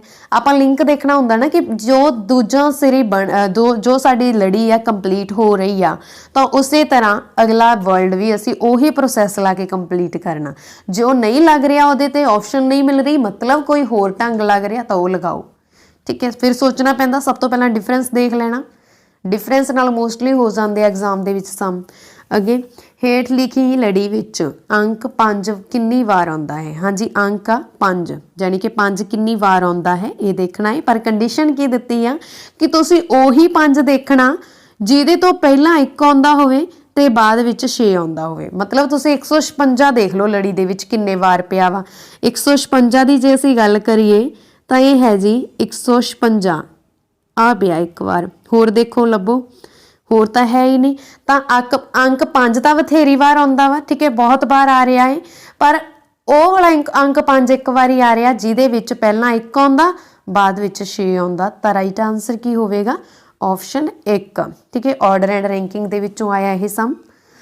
ਇਹ ਮੈਂ ਤੁਹਾਨੂੰ ਅਲੱਗ ਤੋਂ ਟੌਪਿਕ ਕਰਵਾ ਚੁੱਕੀ ਹਾਂ, ਤੁਸੀਂ ਵੀਡੀਓ ਨੂੰ ਜ਼ਰੂਰ ਦੇਖਣਾ ਹੈ। ਅਗਲਾ ਪ੍ਰਸ਼ਨ ਆ, ਹਾਂਜੀ, ਅੱਗੇ ਤੁਹਾਨੂੰ ਸਟੇਟਮੈਂਟ ਐਂਡ ਕਨਕਲੂਜਨ ਦੇ ਵਿੱਚੋਂ ਆਇਆ। ਇਹ ਟੌਪਿਕ ਬਹੁਤ ਹੀ ਜ਼ਿਆਦਾ ਇੰਪੋਰਟੈਂਟ ਆ। ਜੇਕਰ ਤੁਸੀਂ ਇੱਕ ਵਾਰ ਕਨਸੈਪਟ ਸਿੱਖ ਲੈਂਦੇ ਹੋ ਤਾਂ ਤੁਸੀਂ ਪੂਰੀ ਜ਼ਿੰਦਗੀ ਨਹੀਂ ਭੁੱਲੋਗੇ। ਤਾਂ ਇਹਨੂੰ ਤੁਸੀਂ ਮੇਰੀਆਂ ਵੀਡੀਓਜ਼ ਤੋਂ ਦੇਖ ਸਕਦੇ ਹੋ, ਕਥਨ ਐਂਡ ਸਿੱਟੇ ਤੋਂ, ਠੀਕ ਹੈ। ਸਟੇਟਮੈਂਟ ਤੁਹਾਨੂੰ ਦਿੱਤੀ ਹੋਈ ਆ, ਸਾਰੇ ਮੇਜ਼ ਕੱਪ ਹਨ। ਹੁਣ ਆ ਮੇਜ਼ ਪਏ ਆ, ਠੀਕ ਹੈ। ਕੀ ਪਏ ਆ? ਮੇਜ਼। ਮੈਂ ਲਿਖਤਾ ਮੇਜ਼, ਮੰਮਾ ਪਾਤਾ ਵਿੱਚ। ਇਹ ਮੇਜ਼ ਪਏ ਆ, ਇਹ ਸਾਰੇ ਕੀ ਨੇ? ਸਾਰੇ। ਤਾਂ ਮੈਂ ਸਾਰੇ ਕਰਤੇ ਕੀ ਨੇ? ਸਾਰੇ ਕੱਪ ਕੀ ਨੇ? ਸਾਰੇ ਮੇਜ਼ ਕੱਪ ਹਨ। ਤਾਂ ਇਹ ਸਾਰੇ ਮੇਜ਼ ਕੀ ਆ? ਕੱਪ ਆ। ਤਾਂ ਸਾਰੇ ਮੇਜ਼ ਕੱਪ ਆ, ਮੈਂ ਉਹ ਵੀ ਬਣਾਤਾ। ਅੱਗੇ ਉਹਨੇ ਬੋਲਿਆ ਕੁਝ ਕੱਪ ਕੁਰਸੀਆਂ ਹਨ। ਇਹਨਾਂ ਦੇ ਵਿੱਚੋਂ ਕੁਝ ਕੱਪ ਕੀ ਆ? ਕੁਰਸੀਆਂ ਨੇ। ਤਾਂ ਮੈਂ ਆ ਬਣਾਤਾ, ਕਿਉਂਕਿ ਆ ਜਿਹੜੀਆਂ ਪਏ ਨੇ ਆ, ਠੀਕ ਹੈ, ਕੁਝ ਇਹ ਕੀ ਆ? ਕੁਰਸੀਆਂ ਨੇ। ਤਾਂ ਮੈਂ ਸਟਰਕਚਰ ਕ੍ਰੀਏਟ ਕਰਤਾ। ਹੁਣ ਆਪਾਂ ਇਹ ਸਟਰਕਚਰ ਤੇ ਦੇਖਦੇ ਹਾਂ ਕਿ ਸਿੱਟਾ ਕੀ ਨਿਕਲਦਾ, ਇਹ ਸਟਰਕਚਰ ਕ੍ਰੀਏਟ ਕਰਨ ਦੇ ਨਤੀਜੇ ਕੀ ਨਿਕਲਦੇ ਆ। ਹਾਂਜੀ, ਸਿੱਟਾ 1 ਆ, ਕੁਝ ਮੇਜ਼ ਕੁਰਸੀਆਂ ਹਨ। ਕੁਰਸੀਆਂ ਪਈਆਂ ਤੁਹਾਡੇ ਕੋਲੇ ਇਹ, ਠੀਕ ਹੈ, ਤੇ ਮੇਜ਼ ਪਈ ਆ ਇਹ। ਕੋਈ ਵੀ ਰਿਲੇਸ਼ਨ ਹੈਗਾ ਤਾਂ ਕਿੰਨੀ ਦੂਰ ਪਏ ਆ, ਠੀਕ ਹੈ, ਨਹੀਂਗਾ। ਮਤਲਬ ਕੁਝ ਮੇਜ਼ ਕੁਰਸੀਆਂ ਹਨ, ਨਹੀਂ ਹਨ, ਇਸ ਸਟਰਕਚਰ ਤੋਂ ਤਾਂ ਨਹੀਂ ਹਨ। ਅੱਗੇ ਕੁਝ ਕੁਰਸੀਆਂ ਮੇਜ਼ ਹਨ। ਜਦ ਕੁਝ ਮੇਜ਼ ਕੁਰਸੀਆਂ ਹੀ ਨਹੀਂ ਗਏ ਤਾਂ ਕੁਝ ਕੁਰਸੀਆਂ ਕਿਵੇਂ ਮੇਜ਼ ਹੋਣਗੀਆਂ? ਕਿਉਂਕਿ ਜੇ ਮੇਰੇ ਕੋਲ ਹੁੰਦਾ ਨਾ ਕੁਝ ਮੇਜ਼ ਕੁਰਸੀਆਂ ਹਨ, ਤਾਂ ਇਹਦਾ ਮਤਲਬ ਜੇ ਕੁਝ ਮੇਜ਼ ਕੁਰਸੀਆਂ ਨੇ ਤਾਂ ਕੁਝ ਕੁਰਸੀਆਂ ਵੀ ਮੇਜ਼ ਹੋਣੀਆਂ ਸੀ। ਜਦ ਕੁਝ ਮੇਜ਼ ਹੀ ਕੁਰਸੀਆਂ ਨਹੀਂ ਗਏ ਤਾਂ ਕੁਰਸੀਆਂ ਮੇਜ਼ ਕਿਵੇਂ ਹੋਣਗੀਆਂ? ਠੀਕ ਹੈ, ਦੇਖ ਲਓ ਤੁਸੀਂ, ਇੱਥੋਂ ਆਪ ਹੀ ਪਤਾ ਲੱਗ ਰਿਹਾ ਕਿ ਰਿਲੇਸ਼ਨ ਬਣ ਹੀ ਨਹੀਂ ਰਿਹਾਗਾ। ਤਾਂ ਅਸੀਂ ਕੀ ਕਹਿ ਦੇਵਾਂਗੇ ਕਿ ਦੂਸਰਾ ਵੀ ਗਲਤ ਆ। ਮਤਲਬ ਨਾ ਤਾਂ ਨਤੀਜਾ 1 ਨਿਕਲਿਆ, ਨਾ ਨਤੀਜਾ 2 ਨਿਕਲਿਆ। ਤਾਂ ਅਸੀਂ ਰਾਈਟ ਆਨਸਰ ਲਗਾ ਦਿੰਨੇ ਆ ਜੋ ਵੀ ਆਪਸ਼ਨ 'ਚ ਦਿੱਤਾ ਹੋਇਆ, ਨਾ 1 ਅਤੇ ਨਾ 2 ਕਿਹਦੇ ਵਿੱਚ? ਆਪਸ਼ਨ ਡੀ 'ਚ, ਠੀਕ ਹੈ। ਅਗਲਾ ਪ੍ਰਸ਼ਨ, ਹਾਂਜੀ, ਅੱਗੇ ਦੇਖੋ, ਸਟਰਕਚਰ ਤੁਹਾਨੂੰ ਪਤਾ ਹੈ ਮੈਂ ਨਹੀਂ ਕ੍ਰੀਏਟ ਕਰ ਸਕੀ ਤਾਂ ਇਸ ਕਰਕੇ ਮੈਂ ਆਪਣੀ ਜੋ ਮੌਕ ਟੈਸਟ ਅਕੈਡਮੀ ਦੇ ਵਿੱਚ ਹੁੰਦੇ ਆ, ਜਿਵੇਂ ਕਿ ਵੀਕਲੀ ਮੌਕ ਟੈਸਟ ਲਏ ਜਾਂਦੇ ਆ ਅਕੈਡਮੀ ਦੇ ਵਿੱਚ, ਤੁਹਾਨੂੰ ਪਤਾ ਹੈ ਸੈਂਟਰ ਦੇ ਵਿੱਚ ਜਿਹੜੇ ਸਟੂਡੈਂਟਸ ਚਲੋ ਤਾਂ ਉਹਨਾਂ ਦੇ ਜੋ ਪਹਿਲਾਂ ਮੈਂ ਉਹਨਾਂ ਲਈ ਨੋਟਸ ਤਿਆਰ ਕਰਦੀ ਹਾਂ, ਮੌਕ ਟੈਸਟ ਬਣਾਇਆ ਜਾਂਦਾ ਹੈ, ਫਿਰ ਉਸ ਤੋਂ ਬਾਅਦ ਤੁਹਾਡੇ ਲਈ ਤਿਆਰ ਕੀਤਾ ਜਾਂਦਾ ਹੈ। ਮੈਂ ਇਸੇ ਲਈ ਕਹਿੰਦੀ ਹੁੰਦੀ ਹਾਂ ਕਿ ਮੇਰਾ ਕੋਈ ਵੀ ਵੀਡੀਓ ਆ ਜਿਹੜੀ ਪੇਡ ਨਹੀਂ ਚੱਲ ਰਹੀਗੀ, ਠੀਕ ਹੈ, ਸੋ ਬਿਲਕੁਲ ਫ੍ਰੀ ਤੁਹਾਨੂੰ ਪੂਰੀ ਤਿਆਰੀ ਕਰਵਾਈ ਜਾਂਦੀ ਹੈ ਜਿਵੇਂ ਅਕੈਡਮੀ ਦੇ ਵਿੱਚ ਮੈਂ ਕਰਵਾਉਣੀ ਆ, ਠੀਕ ਹੈ। ਤਾਂ ਜੋ ਹਰੇਕ ਸਟੂਡੈਂਟ ਆਪਣਾ ਚੰਗੀ ਤਰ੍ਹਾਂ ਪੜ੍ਹ ਕੇ ਪੇਪਰ ਦੇ ਸਕਣ। ਆਪਸ਼ਨ ਵੀ ਤੁਹਾਡੇ ਸਾਹਮਣੇ ਨੇ ਤੇ ਡਾਇਗਰਾਮ ਵੀ ਤੁਹਾਡੇ ਸਾਹਮਣੇ ਆ। ਇਸ ਡਾਇਗਰਾਮ ਦੇ ਵਿੱਚ ਅਸੀਂ ਕੀ ਕਰਨਾ, ਕੰਪਲੀਟ ਦਾ ਪੈਟਰਨ ਤੁਸੀਂ ਸੁਣਿਆ ਹੋਣਾ ਕਿ ਜੋ ਤੁਹਾਨੂੰ ਡਾਇਗਰਾਮ ਦਿੱਤੀ ਹੋਈ ਆ ਉਹਨੂੰ ਪੂਰਾ ਕਰੋ। ਤਾਂ ਤੁਸੀਂ ਇਹਦੇ ਵਿੱਚ ਦੇਖ ਸਕਦੇ ਹੋ ਇੱਕ ਪੈਟਰਨ, ਇੱਕ ਡਿਜ਼ਾਈਨ ਬਣਿਆ ਹੋਇਆ ਹੈ। ਡਿਜ਼ਾਈਨ ਦੇ ਵਿੱਚ ਕੀ ਆ ਕਿ ਇੱਕ ਸਰਕਲ ਬਣਿਆ ਹੋਇਆ ਹੈ ਦਿਸ, ਠੀਕ ਹੈ। ਇਹ ਪੂਰਾ ਅੱਧਾ ਫਿਲ ਆ ਤੇ ਅੱਧਾ ਕੀ ਆ ਅਨਫਿਲ ਆ। ਇਹ ਰੋਟੇਟ ਹੋ ਰਿਹਾ ਵਾ, ਜਾਂ ਕਹਿ ਲਓ ਗੇਂਦ ਆ ਇਹ ਰੋਟੇਟ ਹੋ ਰਹੀ ਆ। ਪਹਿਲਾਂ ਇਹ ਇਸ ਟਾਈਮ ਪਈ ਸੀ, ਜਿਵੇਂ ਹੀ ਇਹਨੂੰ ਮੈਂ ਕਲੌਕਵਾਈਜ਼, ਜਿਵੇਂ ਘੜੀ ਦੀ ਸੂਈ ਚੱਲਦੀ ਆ ਉਸ ਤਰ੍ਹਾਂ ਇਹਨੂੰ ਮੈਂ ਰੋਟੇਟ ਕੀਤਾ ਤਾਂ ਇਹਦਾ ਜਿਹੜਾ ਪਾਣੀ ਆ ਉਹ ਹੇਠਾਂ ਆ ਗਿਆ, ਠੀਕ ਹੈ। ਇਹੀ ਕਹਿ ਸਕਦੇ ਆ ਪਾਣੀ ਹੇਠਾਂ ਆ ਗਿਆ, ਠੀਕ ਹੈ। ਉਸ ਤੋਂ ਬਾਅਦ ਫਿਰ ਜਿਵੇਂ ਘੜੀ ਦੀ ਸੂਈ ਚੱਲਦੀ ਆ, ਮੈਂ ਬੋਲ ਰਹੀ ਹਾਂ ਨਾ ਘੜੀ ਦੀ ਸੂਈ ਇਸ ਤਰ੍ਹਾਂ ਹੀ ਚੱਲਦੀ ਆ। ਫਿਰ ਇਸ ਤੋਂ ਬਾਅਦ ਇਹ ਆ ਗਿਆ ਇੱਧਰ, ਜਿਵੇਂ ਹੀ ਪਾਣੀ ਹੇਠਾਂ ਤੋਂ ਇੱਧਰ ਹੋਇਆ, ਮਤਲਬ ਕਿ ਘੜੀ ਦੀ ਸੂਈ ਵਾਂਗ ਚੱਲ ਰਿਹਾ ਇਹ, ਤਾਂ ਇਹਦੇ ਵਿੱਚ ਜਿਹੜਾ ਡਾਰਕ ਕਲਰ ਸੀਗਾ ਉਹ ਇਸ ਸਾਈਡ ਆ ਗਿਆ, ਜਾਣੀ ਕਿ ਲੈਫਟ ਹੈਂਡ ਸਾਈਡ ਉਹਦਾ ਫੇਸ ਹੋ ਗਿਆ। ਤਾਂ ਇਹ ਦੇਖ ਲਓ ਕਿਹੜੀ ਆਪਸ਼ਨ 'ਚ ਪਿਆ, ਅਸੀਂ ਇੱਥੇ ਹੀ ਤਾਂ ਪਤਾ ਕਰਨਾ ਸੀ ਨਾ ਕੀ ਆ ਇਹ। ਤਾਂ ਇੱਥੇ ਪਤਾ ਕਰਨ ਦੇ ਲਈ ਆਪਸ਼ਨ ਅਸੀਂ A ਲਗਾਵਾਂਗੇ ਕਿ ਆਪਸ਼ਨ A ਰਾਈਟ ਆ, ਠੀਕ ਹੈ। ਅਗਲਾ ਪ੍ਰਸ਼ਨ ਆ, ਇਹਨਾਂ ਦੇ ਵਿੱਚੋਂ ਕਿਹੜਾ ਸੰਬੰਧ ਸਹੀ ਦਰਸਾ ਰਿਹਾ ਵਾ। ਹਾਂਜੀ, ਕਿਹੜਾ ਸਹੀ ਸੰਬੰਧ ਦਰਸਾ ਰਿਹਾ ਵਾ, ਦੇਖ ਲਓ। ਪਹਿਲਾਂ ਲਿਖਿਆ ਕੀ ਆ, ਭਾਰਤ ਲਿਖਿਆ, ਭਾਰਤ ਕੀ ਆ ਇੱਕ ਦੇਸ਼ ਆ। ਉਸ ਤੋਂ ਬਾਅਦ ਬਿਹਾਰ ਲਿਖਿਆ, ਬਿਹਾਰ ਭਾਰਤ ਦਾ ਇੱਕ ਛੋਟਾ ਜਿਹਾ ਕੋਈ ਰਾਜ ਆ ਜਿਹੜਾ ਵਿੱਚ ਪਿਆ ਵਾ। ਭਾਰਤ ਦੇ ਮੈਂ ਬਣਾਤਾ, ਐਵੇਂ ਭਾਰਤ ਬਣਾਇਆ, ਠੀਕ ਹੈ। ਫਿਰ ਭਾਰਤ ਦਾ ਰਾਜ ਆ ਤਾਂ ਭਾਰਤ ਦੇ ਵਿੱਚ ਹੀ ਹੋਊਗਾ, ਬਾਹਰ ਤਾਂ ਨਹੀਂ ਹੋਊਗਾ। ਫਿਰ ਯੂਪੀ ਜਾਣੀ ਕਿ ਉੱਤਰ ਪ੍ਰਦੇਸ਼ ਵੀ ਭਾਰਤ ਦਾ ਰਾਜ ਆ, ਤਾਂ ਇਹ ਸਟਰਕਚਰ ਸਹੀ ਬਣ ਰਿਹਾ ਨਾ। ਤਾਂ ਆਪਸ਼ਨ ਸੀ ਇੱਥੇ ਰਾਈਟ ਹੋਊਗੀ ਕਿ ਇਹਨਾਂ ਦੇ ਵਿੱਚੋਂ ਕਿਹੜਾ ਸੰਬੰਧ ਸਹੀ ਆ, ਆਪਸ਼ਨ ਸੀ। ਅੱਗੇ ਆ ਜੀ, ਇਹ ਪਤਨੀ ਹੈ ਬੀ ਦੀ। ਹਾਂਜੀ, ਇਹ ਪਤਨੀ ਹੈ ਬੀ ਦੀ। ਤੁਸੀਂ ਆਪਣਾ ਤੁਹਾਡਾ ਮੌਕ ਟੈਸਟ ਹੋ ਰਿਹਾ ਹੈ ਤਾਂ ਕਰ ਵੀ ਸਕਦੇ ਹੋ ਆਪਣੇ ਆਪ, ਠੀਕ ਹੈ। ਕਰੋ ਜਲਦੀ ਨਾਲ। ਤਾਂ ਇਹ ਪਤਨੀ ਹੈ ਬੀ ਦੀ, ਜਦੋਂ ਅਸੀਂ ਕੀਤਾ ਇਹ ਪਤਨੀ ਹੈ ਬੀ ਦੀ, ਆਪਾਂ ਕੀ ਕੀਤਾ, ਪਤੀ ਪਤਨੀ ਆ ਤਾਂ ਇਹ ਐਰੋ ਡਿਨੋਟ ਨਾਲ ਕਰਤਾ, ਇਹ ਪਤਨੀ ਹੈ ਬੀ ਦੀ। ਹੁਣ ਇਹ ਕੀ ਆ, ਪਤਨੀ ਆ ਫੀਮੇਲ ਆ, ਮੈਂ ਮਾਈਨਸ ਨਾਲ ਡਿਨੋਟ ਕਰਤਾ। ਜੇ ਬੀ ਪਤੀ ਆ ਤਾਂ ਮੇਲ ਆ, ਪਲੱਸ ਨਾਲ ਡਿਨੋਟ ਕਰਤਾ। ਫਿਰ ਅੱਗੇ ਬੀ ਪਿਤਾ ਹੈ ਸੀ ਦਾ, ਅੱਗੇ ਬੀ ਦਾ ਪਿਤਾ ਸੀ ਆ, ਬੀ ਦਾ ਪਿਤਾ ਹੈ ਸੀ, ਮਤਲਬ ਉੱਪਰ ਵਾਲੀ ਜਨਰੇਸ਼ਨ ਦੀ ਗੱਲ ਹੋ ਗਈ। ਬੀ ਦਾ ਪਿਤਾ ਹੈ ਸੀ, ਇਹ ਕੀ ਹੋ ਗਈ, ਇਹਨਾਂ ਦੀ 9 ਹੋ ਗਈ, ਠੀਕ ਹੈ। ਪਤਾ ਲੱਗ ਰਿਹਾ ਨਾ ਇੱਥੋਂ।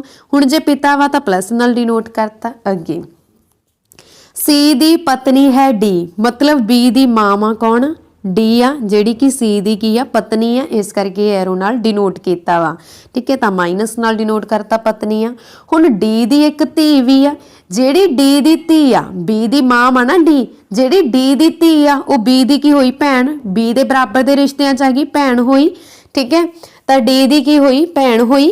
ਤਾਂ ਉਸ ਤੋਂ ਬਾਅਦ ਦੇਖੋ ਈ ਦਾ ਚਾਚਾ ਹੈ ਐਫ। ਹੁਣ ਈ ਦਾ ਕੋਈ ਚਾਚਾ, ਉਹ ਬੀ ਦਾ ਵੀ ਚਾਚਾ ਹੋਊਗਾ, ਏ ਦਾ ਵੀ ਚਾਚਾ ਸਹੁਰਾ ਹੋਊਗਾ ਕਿਉਂਕਿ ਇਹ ਇਹਨਾਂ ਦੀ 9 ਆ, ਠੀਕ ਹੈ। ਈ ਦਾ ਚਾਚਾ ਕੌਣ ਆ, ਐਫ, ਤਾਂ ਮੈਂ ਐਫ ਬਣਾਤਾ ਉੱਪਰ ਕਿਉਂਕਿ ਉੱਪਰਲੀ ਜਨਰੇਸ਼ਨ ਹੋ ਗਈ। ਜੇ ਈ ਦਾ ਚਾਚਾ ਵਾ ਤਾਂ ਈ ਦੇ ਡੈਡੀ ਦਾ ਤਾਂ ਭਰਾ ਹੀ ਹੋਇਆ ਨਾ, ਭਰਾ ਹੀ ਹੋਇਆ, ਮੈਂ ਐਫ ਨਾਲ ਡਿਨੋਟ ਕਰਤਾ। ਅੱਗੇ ਉਹਨੇ ਬੋਲਿਆ ਐਫ ਦੀ ਪਤਨੀ ਹੈ ਜੀ, ਮੈਂ ਇਸ ਐਰੋ ਨਾਲ ਡਿਨੋਟ ਕਰਤਾ, ਜੀ ਲਿਖਤਾ, ਪਤਨੀ ਆ, ਮਾਈਨਸ ਪਾਤਾ, ਠੀਕ ਹੈ, ਜੀ ਤੇ। ਹੁਣ ਦੇਖੋ ਜੀ ਕੀ ਆ, ਪਤਨੀ ਆ, ਇੱਥੇ ਤੱਕ ਸਾਡਾ ਸਟਰਕਚਰ ਹੋ ਗਿਆ ਕ੍ਰੀਏਟ। ਹੁਣ ਉਹਨੇ ਬੋਲਿਆ ਏ ਦਾ ਜੀ ਨਾਲ ਕੀ ਰਿਸ਼ਤਾ ਹੈ, ਆ ਏ ਪਈ ਆ ਨਾ, ਇਹ ਇਹਨਾਂ ਦੀ 9 ਆ, ਇਹਨਾਂ ਦੀ 9 ਆ ਨਾ। ਇਹ ਦੇਖੋ ਤੁਸੀਂ ਆਪ ਧਿਆਨ ਨਾਲ, ਇਹ ਕੀ ਆ, ਇਹਨਾਂ ਦੀ 9 ਬਣ ਰਹੀ ਆ, ਇਹਨਾਂ ਦੀ 9 ਆ। ਤਾਂ ਏ ਦਾ ਇਸ ਜੀ ਨਾਲ ਕੀ ਰਿਸ਼ਤਾ ਹੋਇਆ। ਹੁਣ ਸੀ ਦੀ 9 ਸੀ, ਸੀ ਇਹਦਾ ਸਹੁਰਾ ਵਾ, ਐਫ ਚਾਚਾ ਸਹੁਰਾ ਹੋ ਗਿਆ, ਐਫ ਦੀ ਵਾਈਫ ਚਾਚੀ ਸੱਸ ਹੋ ਗਈ। ਤਾਂ ਏ ਦਾ ਜੀ ਨਾਲ ਕੀ ਰਿਸ਼ਤਾ ਹੋਇਆ, ਸੱਸ ਦਾ ਰਿਸ਼ਤਾ ਹੋਇਆ। ਤਾਂ ਆਪਸ਼ਨ ਡੀ ਇਸ ਦਾ। ਵੈਸੇ ਤਾਂ 9 ਦਾ ਰਿਸ਼ਤਾ ਆਉਣਾ ਸੀ, ਆਪਸ਼ਨ ਤੇ ਡਿਪੈਂਡ ਕਰਦਾ, ਆਪਸ਼ਨ ਦੇ ਵਿੱਚ 9 ਨਹੀਂਗਾ ਕਿਉਂਕਿ ਏ ਦਾ ਜੀ ਨਾਲ ਪੁੱਛਿਆ ਨਾ ਕੀ ਰਿਸ਼ਤਾ ਵਾ, 9 ਦਾ ਰਿਸ਼ਤਾ ਵਾ। ਜੇ ਜੀ ਦਾ ਏ ਨਾਲ ਲਿਖਿਆ ਹੁੰਦਾ ਫਿਰ ਆਉਣਾ ਸੀ ਸੱਸ ਦਾ। ਹੁਣ ਇਹ ਇਸ ਤਰ੍ਹਾਂ ਹੀ ਐਗਜ਼ਾਮ ਦੇ ਵਿੱਚ ਆਇਆ ਤਾਂ ਮੈਂ ਤੁਹਾਨੂੰ ਦੱਸਣ ਦੇ ਲਈ ਕ੍ਰੀਏਟ ਕੀਤਾ ਵਾ ਇਹ ਸਾਰਾ ਸਟਰਕਚਰ ਕਿ ਤੁਸੀਂ ਕਿਸ ਢੰਗ ਨਾਲ ਇਹਨੂੰ ਸਮਝ ਕੇ ਕਰੋਗੇ। ਏ ਦਾ ਜੀ ਨਾਲ ਕੀ ਰਿਸ਼ਤਾ ਹੈ, ਏ ਹੋਈ 9, ਜੇ ਜੀ ਦਾ ਏ ਨਾਲ ਹੁੰਦਾ ਫਿਰ ਸੱਸ ਆਉਣਾ ਸੀ। ਹੁਣ ਆਪਸ਼ਨ ਤੇ ਡਿਪੈਂਡ ਕਰਦਾ ਕਿ 9 ਮਿਲਿਆ ਹੀ ਨਹੀਂ ਤਾਂ ਸੱਸ ਲਗਾਉਂਗੀ। ਠੀਕ ਹੈ, ਅਗਲਾ ਪ੍ਰਸ਼ਨ ਆ ਜੀ, ਹੱਲ ਕਰੋ। ਹਾਂਜੀ, ਇਹਨਾਂ ਨੂੰ ਹੱਲ ਕਰਨਾ ਹੈ। ਠੀਕ ਹੈ, 9/13 ਗੁਣਾ ਪਲੱਸ ਪਾ ਕੇ 15/26 ਸਟਾਰ ਦਾ ਮਤਲਬ ਹੁੰਦਾ ਗੁਣਾ। ਠੀਕ ਹੈ, ਗੁਣਾ 39/75 ਇਹਨਾਂ ਨੂੰ ਉਹਨੇ ਬੋਲਿਆ ਹੱਲ ਕਰੋ ਤਾਂ ਆਪਾਂ ਹੱਲ ਕਰਦੇ ਹਾਂ। ਹਾਂਜੀ, ਸਭ ਤੋਂ ਪਹਿਲਾਂ ਦੇਖੋ ਇਹ ਦੋਨੋਂ ਆਪਸ 'ਚ ਕੀ ਹੋ ਰਹੇ ਆ, ਗੁਣਾ ਹੋ ਰਹੇ ਆ। ਤਾਂ 15 × 15 ਉੱਪਰ ਵਾਲਾ ਹੇਠਾਂ ਵਾਲੇ ਨਾਲ ਡਿਵਾਈਡ ਕਰ ਦੂੰਗੀ। 15 5 75 26 ਦੂਣਾ ਦੇਖੋ ਹੁਣ 13 ਦੂਣਾ 26 13 3 39। ਠੀਕ ਹੈ, ਤਾਂ ਇਹ ਕਿੰਨਾ ਬਣ ਗਿਆ ਤੁਹਾਡੇ ਕੋਲੇ 9/13 ਪਲੱਸ 1 ਤੀਆ 2 ਤੀਏ 5 ਦੂਣੀ 10। ਠੀਕ ਹੈ, ਦੇਖੋ ਇਹੀ ਬਣਿਆ ਨਾ 9/13 ਪਲੱਸ 3/10। ਠੀਕ ਹੈ, ਹੁਣ ਆਪਾਂ ਇਹਨੂੰ ਕਲੀਅਰ ਕਰਕੇ ਲਿਖ ਲੈਂਦੇ ਆ। ਨਾਲ ਦੀ ਨਾਲ ਆਪਣੀ ਕਾਪੀ ਪੈਨ ਉਠਾ ਲਓ। ਤਾਂ ਹੁਣ ਇਹ ਸਾਡੇ ਕੋਲੇ ਬਣ ਗਿਆ ਸੀ 9/10। ਹੁਣ ਦੇਖੋ ਇਸ ਤੋਂ ਬਾਅਦ ਅਸੀਂ ਲਵਾਂਗੇ ਐਲਸੀਐਮ। ਐਲਸੀਐਮ ਹੋਊਗਾ ਇਹਨਾਂ ਦਾ 130, ਉੱਪਰ ਬਣ ਜਾਊਗਾ 90 ਐਲਸੀਐਮ ਲੈਣ ਤੋਂ ਬਾਅਦ, ਤੇ ਇੱਧਰ ਬਣ ਜਾਊਗਾ 39। ਜਦੋਂ ਮੈਂ ਇਹਨੂੰ ਐਡ ਕਰੂੰਗੀ ਇਹ ਬਣ ਜਾਊਗਾ 129/130। ਤਾਂ 129/130 ਕਿਹੜੀ ਆਪਸ਼ਨ ਆ, ਆਪਸ਼ਨ ਏ। ਤਾਂ ਇਹੀ ਤੁਹਾਡਾ ਰਾਈਟ ਆਨਸਰ ਹੈ। ਅਗਲਾ ਪ੍ਰਸ਼ਨ, ਹੱਲ ਕਰੋ। ਹਾਂਜੀ, ਇਹਨਾਂ ਨੂੰ ਹੱਲ ਕਰਨਾ ਹੈ। ਜਦੋਂ ਵੀ ਤੁਹਾਡੇ ਕੋਲ ਇਸ ਤਰ੍ਹਾਂ ਦੇ ਸਮ ਆਉਣ ਤਾਂ ਇੱਥੇ ਲੱਗਦਾ ਵਾ ਬੋਰਡ ਮਾਸ, ਯਾਨੀ ਕਿ ਬ੍ਰੈਕਟ ਆਫ, ਫਿਰ ਉਸ ਤੋਂ ਬਾਅਦ ਤੁਸੀਂ ਬ੍ਰੈਕਟ ਆਫ ਮਤਲਬ ਸਭ ਤੋਂ ਪਹਿਲਾਂ ਤੁਸੀਂ ਬ੍ਰੈਕਟ ਖਤਮ ਕਰਨੀ ਹੈ। ਠੀਕ ਹੈ, ਬ੍ਰੈਕਟ ਜਿਹੜੀ ਛੋਟੀ ਬ੍ਰੈਕਟ ਪਈ ਆ ਦੇਖੋ ਇਹ ਪਈ ਹੈ ਨਾ 4 - 3, ਇਹ ਕੀ ਹੋਊਗਾ 1। ਬਾਕੀ ਸਾਰਾ ਕੁਝ ਉਦਾਂ ਹੀ ਲਿਖ ਲਓ। ਫਿਰ ਇਹਦੇ ਵਿੱਚ ਸਾਡੀ ਗਲਤੀ ਨਹੀਂ ਹੁੰਦੀ ਕਦੇ ਵੀ। ਜਦੋਂ ਤੁਸੀਂ ਪਹਿਲਾਂ ਹੀ ਜਿਵੇਂ 5 ਤੇ 1 6 ਜੋੜ ਦੋਗੇ ਤਾਂ ਫਿਰ ਤੁਹਾਡੀ ਮਤਲਬ ਗਲਤੀ ਹੋਣ ਦੇ ਚਾਂਸ ਬਣ ਜਾਂਦੇ ਆ ਨਾ, ਹੋ ਸਕਦਾ ਬ੍ਰੈਕਟ ਵੱਡੀਆਂ ਆਉਣ। ਤਾਂ ਪਹਿਲਾਂ ਛੋਟੀ ਬ੍ਰੈਕਟ ਨੂੰ ਖਤਮ ਕਰੋ। ਜਿਵੇਂ 4 - 3 ਕੀ ਹੋਊਗਾ 1, 4 - 3 1 ਕੀ ਹੋਊਗਾ ਨਾ, ਇਹ ਪਲੱਸ ਦਾ ਤੇ ਮਾਈਨਸ ਦਾ, ਇਹ ਤਾਂ ਹੋ ਗਿਆ ਕੈਂਸਲ। ਮਗਰ ਕੀ ਬਚ ਗਿਆ 4 - 5। ਹੁਣ ਦੇਖੋ ਪਲੱਸ ਮਾਈਨਸ ਕੀ ਹੁੰਦੇ ਆ, ਮਾਈਨਸ ਹੁੰਦੇ ਆ। ਪਲੱਸ ਮਾਈਨਸ ਹੁੰਦੇ ਆ, ਦੈਟ ਮੀਨਸ ਇਹ ਮਾਈਨਸ ਹੋਣਗੇ। ਜਦੋਂ ਮੈਂ ਇਹਨਾਂ ਨੂੰ ਮਾਈਨਸ ਕਰੂੰਗੀ 4 ਚੋਂ 1 5 ਚੋਂ 4 ਗਏ 1। ਸਾਈਨ ਕਿਹਦਾ ਲੱਗਣਾ, ਵੱਡੇ ਦਾ। ਵੱਡਾ 5 ਆ, 5 ਮੂਰੇ ਮਾਈਨਸ ਆ ਤਾਂ 1 ਮੂਰੇ ਮਾਈਨਸ ਲੱਗ ਗਿਆ। ਤਾਂ ਆਪਸ਼ਨ ਸੀ ਇੱਥੇ ਰਾਈਟ ਆਨਸਰ ਹੈ। ਠੀਕ ਹੈ ਜੀ, ਅਗਲਾ ਪ੍ਰਸ਼ਨ, ਜੇਕਰ A/B 2/3 ਹੈ ਤੇ B/C 5/6 ਹੈ ਤਾਂ A/B/C ਪਤਾ ਕਰੋ। ਹੁਣ ਦੇਖੋ A ਦੇ ਕੋਰਸਪੋਂਡਿੰਗ ਕੀ ਆ 2 ਆ।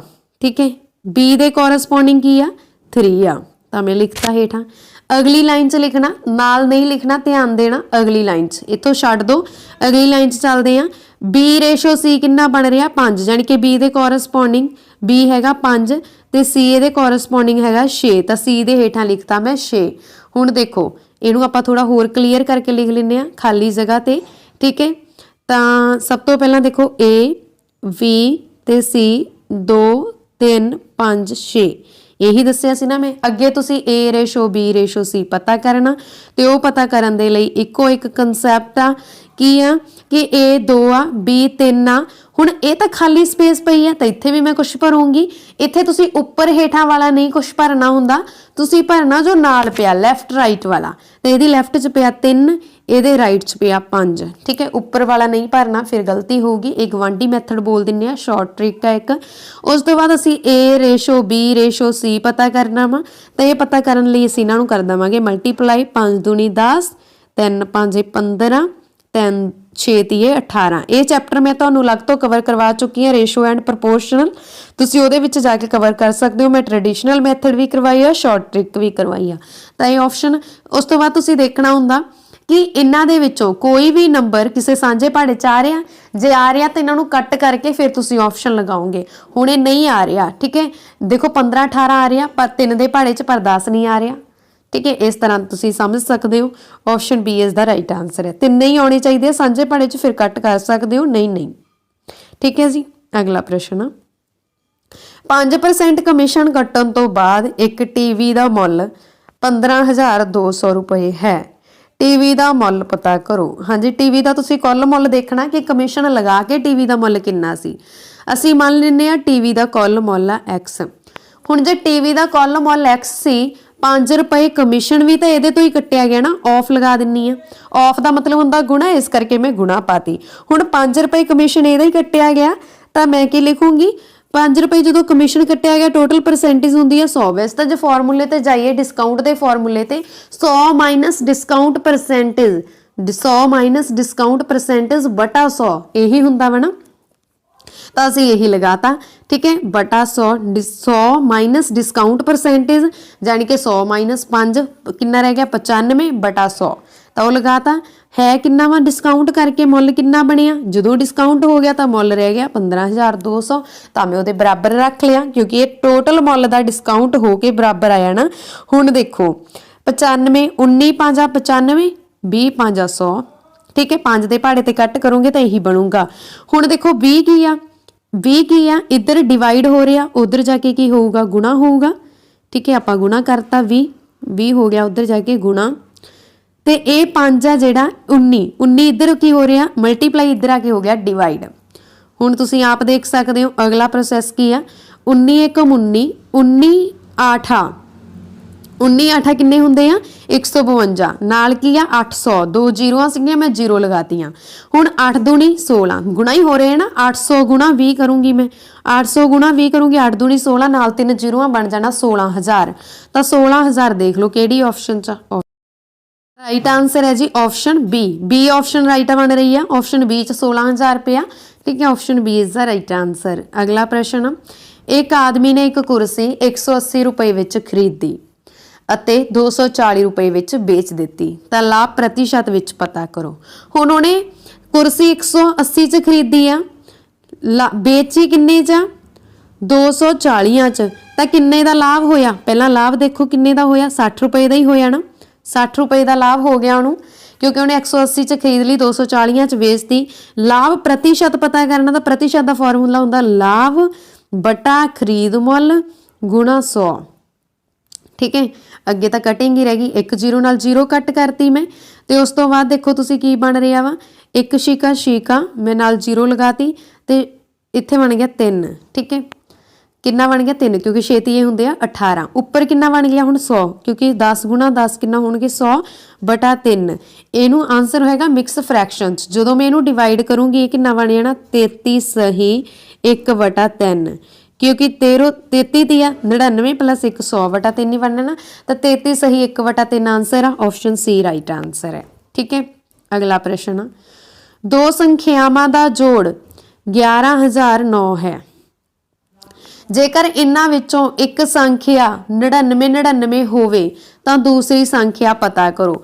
ਇੱਕ ਤਾਂ ਇਹ ਕਨਸੈਪਟ ਆ ਕਿ ਇਸ ਸੰਖਿਆ ਦੇ ਵਿੱਚ ਆਪਸ਼ਨ A ਜੋੜ ਲਓ, B ਜੋੜ ਲਓ, C ਜੋੜ ਲਓ, D ਜੋੜ ਲਓ। ਜਿਹੜੀ ਆਪਸ਼ਨ ਜੋੜ ਕੇ 11,099 ਬਣ ਗਿਆ ਉਹੀ ਇਹਦਾ ਰਾਈਟ ਆਨਸਰ ਹੋਊਗਾ। ਟ੍ਰੈਡੀਸ਼ਨਲ ਮੈਥਡ ਕੀ ਆ ਕਿ ਦੋ ਸੰਖਿਆਵਾਂ ਦਾ ਜੋੜ, ਕੋਈ ਦੋ ਸੰਖਿਆਵਾਂ, ਠੀਕ ਹੈ, ਇੱਥੇ ਮੈਂ ਲਿਖ ਲਿਆ ਜੋੜ, ਉਹਨਾਂ ਦਾ ਜਦੋਂ ਮੈਂ ਜੋੜ ਕਰੂੰਗੀ ਤਾਂ ਉਹ ਕਿੰਨਾ ਵਾ 11,009 ਆ। ਠੀਕ ਹੈ, ਉਹਨਾਂ ਦੇ ਵਿੱਚੋਂ ਇੱਕ ਸੰਖਿਆ ਤਾਂ ਹੈਗੀ ਆ 99 ਉਹ ਮੈਂ ਲਿਖ ਲਈ। ਠੀਕ ਹੈ, 9999, ਤਾਂ ਦੂਸਰੀ ਪਤਾ ਕਰਨੀ ਆ, ਉਹਨੂੰ ਮੈਂ ਲਿਖ ਲਿਆ x, ਕਿਉਂਕਿ ਉਸ ਦਾ ਜੋੜ ਹੀ ਨਾ 11,009 ਆ ਨਾ, ਤਾਂ ਇਹ ਇੱਧਰ ਪਲੱਸ ਦੀ ਉਧਰ ਜਾ ਕੇ ਕੀ ਹੋਊਗੀ ਮਾਈਨਸ ਦੀ। 11,009 ਦੇ ਵਿੱਚੋਂ ਫਿਰ ਮੈਂ 9999 ਮਾਈਨਸ ਕਰੂੰਗੀ ਤਾਂ ਕਿੰਨਾ ਬਚੂਗਾ। ਠੀਕ ਹੈ, ਕਿੰਨਾ ਬਚੂਗਾ 10 ਚੋਂ 1 ਗਿਆ 9, ਫਿਰ 9 ਚੋਂ 9 ਗਈ 0, ਫਿਰ ਬਚ ਗਿਆ 1, ਤਾਂ 1010 ਬਣ ਗਿਆ, ਜਾਨੀ ਕਿ 1010। ਆਪਸ਼ਨ ਏ ਇੱਥੇ ਰਾਈਟ ਆ। ਅਗਲਾ ਪ੍ਰਸ਼ਨ ਹੈ ਜੀ, ਅਗਲੇ ਦੇ ਵਿੱਚ ਤਾਂ ਕੁਛ ਵੀ ਨਹੀਂ, ਜੋੜ ਹੀ ਕਰਨਾ। ਸਭ ਤੋਂ ਪਹਿਲਾਂ ਦੇਖੋ 2 ਤੇ 5 ਕਿੰਨੇ ਹੁੰਦੇ ਆ 7। ਪਹਿਲਾਂ ਅਸੀਂ ਇਕਾਈ ਅੰਕਾਂ ਦਾ ਜੋੜ ਕਰ ਲੈਂਦੇ ਆ, ਮਤਲਬ ਕਿ ਇਕਾਈ ਅੰਕ 9 4 5 ਤੇ 2, ਇਹਨਾਂ ਦਾ ਜੋੜ ਕਰਦੇ ਆ। 9 4 13, 13 ਤੇ 5 18, 18 ਤੇ 2 20, ਇਹ ਹੋ ਗਿਆ 0। ਠੀਕ ਹੈ, ਹਾਸਲ ਬਚ ਗਏ 2, ਤਾਂ ਹੁਣ ਅਸੀਂ ਦਹਾਈ ਅੰਕ ਲੈਂਦੇ ਆ, ਜਾਨੀ ਕਿ 2 8 10 17, 17 ਤੇ 1 18, 18 ਤੇ 2 20, ਫਿਰ ਇਹ 20 ਬਣ ਗਿਆ, ਫਿਰ 2 ਹਾਸਲ ਰਹਿ ਗਏ। ਠੀਕ ਹੈ, ਫਿਰ 2 ਹਾਸਲ ਰਹਿ ਗਏ, ਤਾਂ ਇਹ 2 ਅਸੀਂ ਕੀ ਕਰਦੇ ਹਾਂ ਜੋੜ ਦਿੰਦੇ ਹਾਂ। ਪਹਿਲਾਂ ਅਸੀਂ ਦੇਖ ਲੈਂਦੇ ਹਾਂ ਕਿ ਅਸੀਂ ਸਹੀ ਕੀਤਾ। 2 10 17 18 2 ਹਾਸਲ ਸੀ 20 ਤਾਂ ਠੀਕ ਹੈ ਜੀ ਸਹੀ ਆ। ਹੁਣ ਅਸੀਂ ਜੋ ਸਾਡਾ ਤੀਸਰਾ ਅੰਕ ਉਹ ਲੈ ਲੈਂਦੇ ਆ 2 ਤੇ 9 11 2 ਤੇ 9 11 11 ਤੇ 3 11 ਤੇ 3 ਕਿੰਨੇ ਹੋਣਗੇ 14 14 ਤੇ 6 14 ਤੇ 6 ਕਿੰਨੇ ਹੋਣਗੇ 14 ਤੇ 6 20 20 ਤੇ 2 22 ਕਿਉਂਕਿ 2 ਹਾਸਲ ਵੀ ਸੀਗੇ ਫਿਰ 2 ਹਾਸਲ ਰਹਿ ਗਏ ਤਾਂ ਉਹ ਕਰ ਜੋੜਨੇ ਆ ਅਸੀਂ 5 4 ਚ ਕਿਉਂਕਿ ਇਹਦੇ ਵਿੱਚ ਹੀ ਚੌਥਾ ਅੰਕ ਆ ਰਿਹਾ ਨਾ 4 ਦੇ ਵਿੱਚ ਮੈਂ 2 ਜੋੜੂੰਗੀ ਤਾਂ ਕਿੰਨਾ ਬਣ ਜਾਊਗਾ 6 6ਾਂ ਦੇ ਵਿੱਚ ਮੈਂ 5 ਜੋੜੂੰਗੀ ਤਾਂ ਇਹ ਬਣ ਜਾਣਾ ਵਾ 11 ਠੀਕ ਹੈ। ਇੱਥੇ ਕਿੰਨਾ ਬਣ ਗਿਆ 11200 11200 ਬਣ ਰਿਹਾ ਤਾਂ ਮਤਲਬ 11200 ਦੀ ਇੱਥੇ ਆਪਸ਼ਨ ਹੈਗੀ ਆ ਨਹੀਂ ਤਾਂ ਆਪਸ਼ਨ ਅਸੀਂ ਕੀ ਲਗਾਵਾਂਗੇ ਡੀ ठीक है। डी ऑप्शन ही बनूगी ना राइट आंसर क्योंकि 11200 ਦੀ ਤਾਂ ਇੱਥੇ ਆਪਸ਼ਨ ਹੀ ਨਹੀਂ ਗੀ ਤਾਂ ਇਸ ਕਰਕੇ ਮੈਂ ਕੀ ਆਪਸ਼ਨ ਲਗਾਈ ਆ ਡੀ ਆਪਸ਼ਨ ਲਗਾਈ ਆ ਇਹਦੀ ਕਿ ਇਹਨਾਂ ਵਿੱਚੋਂ ਕੋਈ ਨਹੀਂ। ਅਗਲਾ ਪ੍ਰਸ਼ਨ ਅਸੀਂ ਕਰਦੇ ਹਾਂ ਹਾਂਜੀ 8 ਗੁਣਾ 8 ਗੁਣਾ 8 ਠੀਕ ਹੈ ਤਾਂ ਇਹ ਕਿੰਨਾ ਹੋ ਗਿਆ 8 ਹੋ 8 64 64 8 512 ਠੀਕ ਹੈ। ਹੁਣ ਅੱਗੇ 3 ਗੁਣਾ 3 ਗੁਣਾ 3 ਤਾਂ ਇਹ ਕਿੰਨਾ ਬਣ ਗਿਆ 3 ਤੀਏ 9 9 ਤੀਆ 27 ਕੀ ਹੋ ਰਹੇ ਆ ਮਾਈਨਸ ਤਾਂ ਮਾਈਨਸ ਕਰ ਦਿੰਨੇ ਆ। ਜਦੋਂ ਮੈਂ ਮਾਈਨਸ ਕੀਤਾ 12 ਚੋਂ 7 ਗਏ 5 ਠੀਕ ਹੈ 10 ਚੋਂ 2 ਗਏ ਫਿਰ 10 ਹੀ ਰਹਿ ਜਾਣੇ ਆ 10 ਚੋਂ 2 ਗਏ 8 ਤੇ 4 ਇਹ ਆਨਸਰ ਆ ਗਿਆ 485 ਤਾਂ ਆਪਸ਼ਨ ਇੱਥੇ ਸੀ ਰਾਈਟ ਆ। ਅਗਲਾ ਪ੍ਰਸ਼ਨ 3/10 ਵੈਰੀ ਇੰਪੋਰਟੈਂਟ 3/10 7/5 ਤੇ 16/6 ਤੇ 5/7 ਇਹਨਾਂ ਵਿੱਚੋਂ ਕਿਹੜੀ ਭਿੰਨ ਵੱਡੀ ਹੈ ਇਹ ਹਰੇਕ ਐਗਜ਼ਾਮ ਦੇ ਵਿੱਚ ਪੁੱਛਿਆ ਜਾਂਦਾ ਵਾ ਠੀਕ ਹੈ। 7/5 ਪਹਿਲਾਂ ਅਸੀਂ 2 ਭਿੰਨਾਂ ਲੈ ਲੈਣੀਆਂ 2 ਭਿੰਨਾਂ ਲੈ ਕੇ ਇਹਨਾਂ ਦੀ ਕਰਨੀ ਆ ਕ੍ਰਾਸ ਮਲਟੀਪਲਾਈ ਇਹ ਬਣ ਗਿਆ 70 ਠੀਕ ਹੈ ਤੇ 7 5 35 ਇਹਨਾਂ ਦੇ ਵਿੱਚੋਂ ਵੱਡਾ ਕਿਹੜਾ ਵਾ 70 ਤਾਂ ਤੁਸੀਂ ਕੀ ਲਓਗੇ 7 ਕੀ ਇਹਨਾਂ ਦੇ ਵਿੱਚੋਂ ਵੱਡੀ 7/5 ਭਿੰਨਾਂ ਇਹਨਾਂ ਦੋਨਾਂ ਚੋਂ ਤਾਂ 7/5 ਹੋ ਗਈ ਨਾਲ ਤੀਸਰਾ ਨੰਬਰ ਲੈ ਲਓ 16/3 ਵਾਲਾ ਠੀਕ ਹੈ। ਹੁਣ ਦੇਖੋ 7 ਆ 21 ਜਦੋਂ ਕ੍ਰਾਸ ਮਲਟੀਪਲਾਈ ਕੀਤਾ 16 5 80 ਮਤਲਬ 16/3 ਵੱਡੀ ਆ ਇਹਦੇ ਚ ਹੋ ਗਈ 16/3 ਹੁਣ ਇਹਦਾ ਕੰਪੈਰੀਜ਼ਨ ਅਸੀਂ ਕਰਦੇ ਆ ਚੌਥੀ ਨਾਲ ਇਹ ਹੈ ਸ਼ਾਰਟ ਟ੍ਰਿਕ ਠੀਕ ਹੈ। ਤੇ ਹੁਣ ਦੇਖੋ 16 7 ਕਿੰਨੇ ਹੁੰਦੇ ਆ 16 7 ਕਿੰਨੇ ਹੁੰਦੇ ਆ 112 ਤੇ 7 3 5 ਕਿੰਨੇ ਹੁੰਦੇ ਆ 15 ਹੁਣ ਕਿਹੜਾ ਵੱਡਾ ਵਾ 112 112 ਕਿਹਦੇ ਤੋਂ ਬਣਿਆ 16/3 ਤੋਂ ਤਾਂ ਮਤਲਬ ਇਹਦੇ ਵਿੱਚ 16/3 ਭਿੰਨ ਵੱਡੀ ਆ ਆਪਸ਼ਨ ਸੀ ਇਸ ਦਾ ਰਾਈਟ ਆਨਸਰ ਹੈ। ਹਾਂਜੀ ਇਸ ਦੇ ਨਾਲ ਸਾਡੀ ਅੱਜ ਦੀ ਇਹ ਵੀਡੀਓ ਖਤਮ ਹੁੰਦੀ ਆ ਤੇ ਵੀਡੀਓ ਤੁਹਾਨੂੰ ਕਿਸ ਤਰ੍ਹਾਂ ਦੀ ਲੱਗੀ ਕਿਰਪਾ ਕਰਕੇ ਕਮੈਂਟ ਬਾਕਸ ਦੇ ਵਿੱਚ ਜਰੂਰ ਦੱਸ ਦੇਣਾ। ਜੇਕਰ ਵੀਡੀਓ ਚੰਗੀ ਲੱਗੀ ਹੋਵੇ ਤਾਂ ਪਲੀਜ਼ ਵੀਡੀਓ ਨੂੰ ਲਾਈਕ ਅਤੇ ਸ਼ੇਅਰ ਜਰੂਰ ਕਰ ਦੇਣਾ ਜਿੰਨਾ ਹੋ ਸਕੇ ਵੀਡੀਓ ਨੂੰ ਵੱਧ ਤੋਂ ਵੱਧ ਸ਼ੇਅਰ ਜਰੂਰ ਕਰਨਾ। ਧੰਨਵਾਦ ਜੀ ਥੈਂਕਸ ਫॉर ਵਾਚਿੰਗ।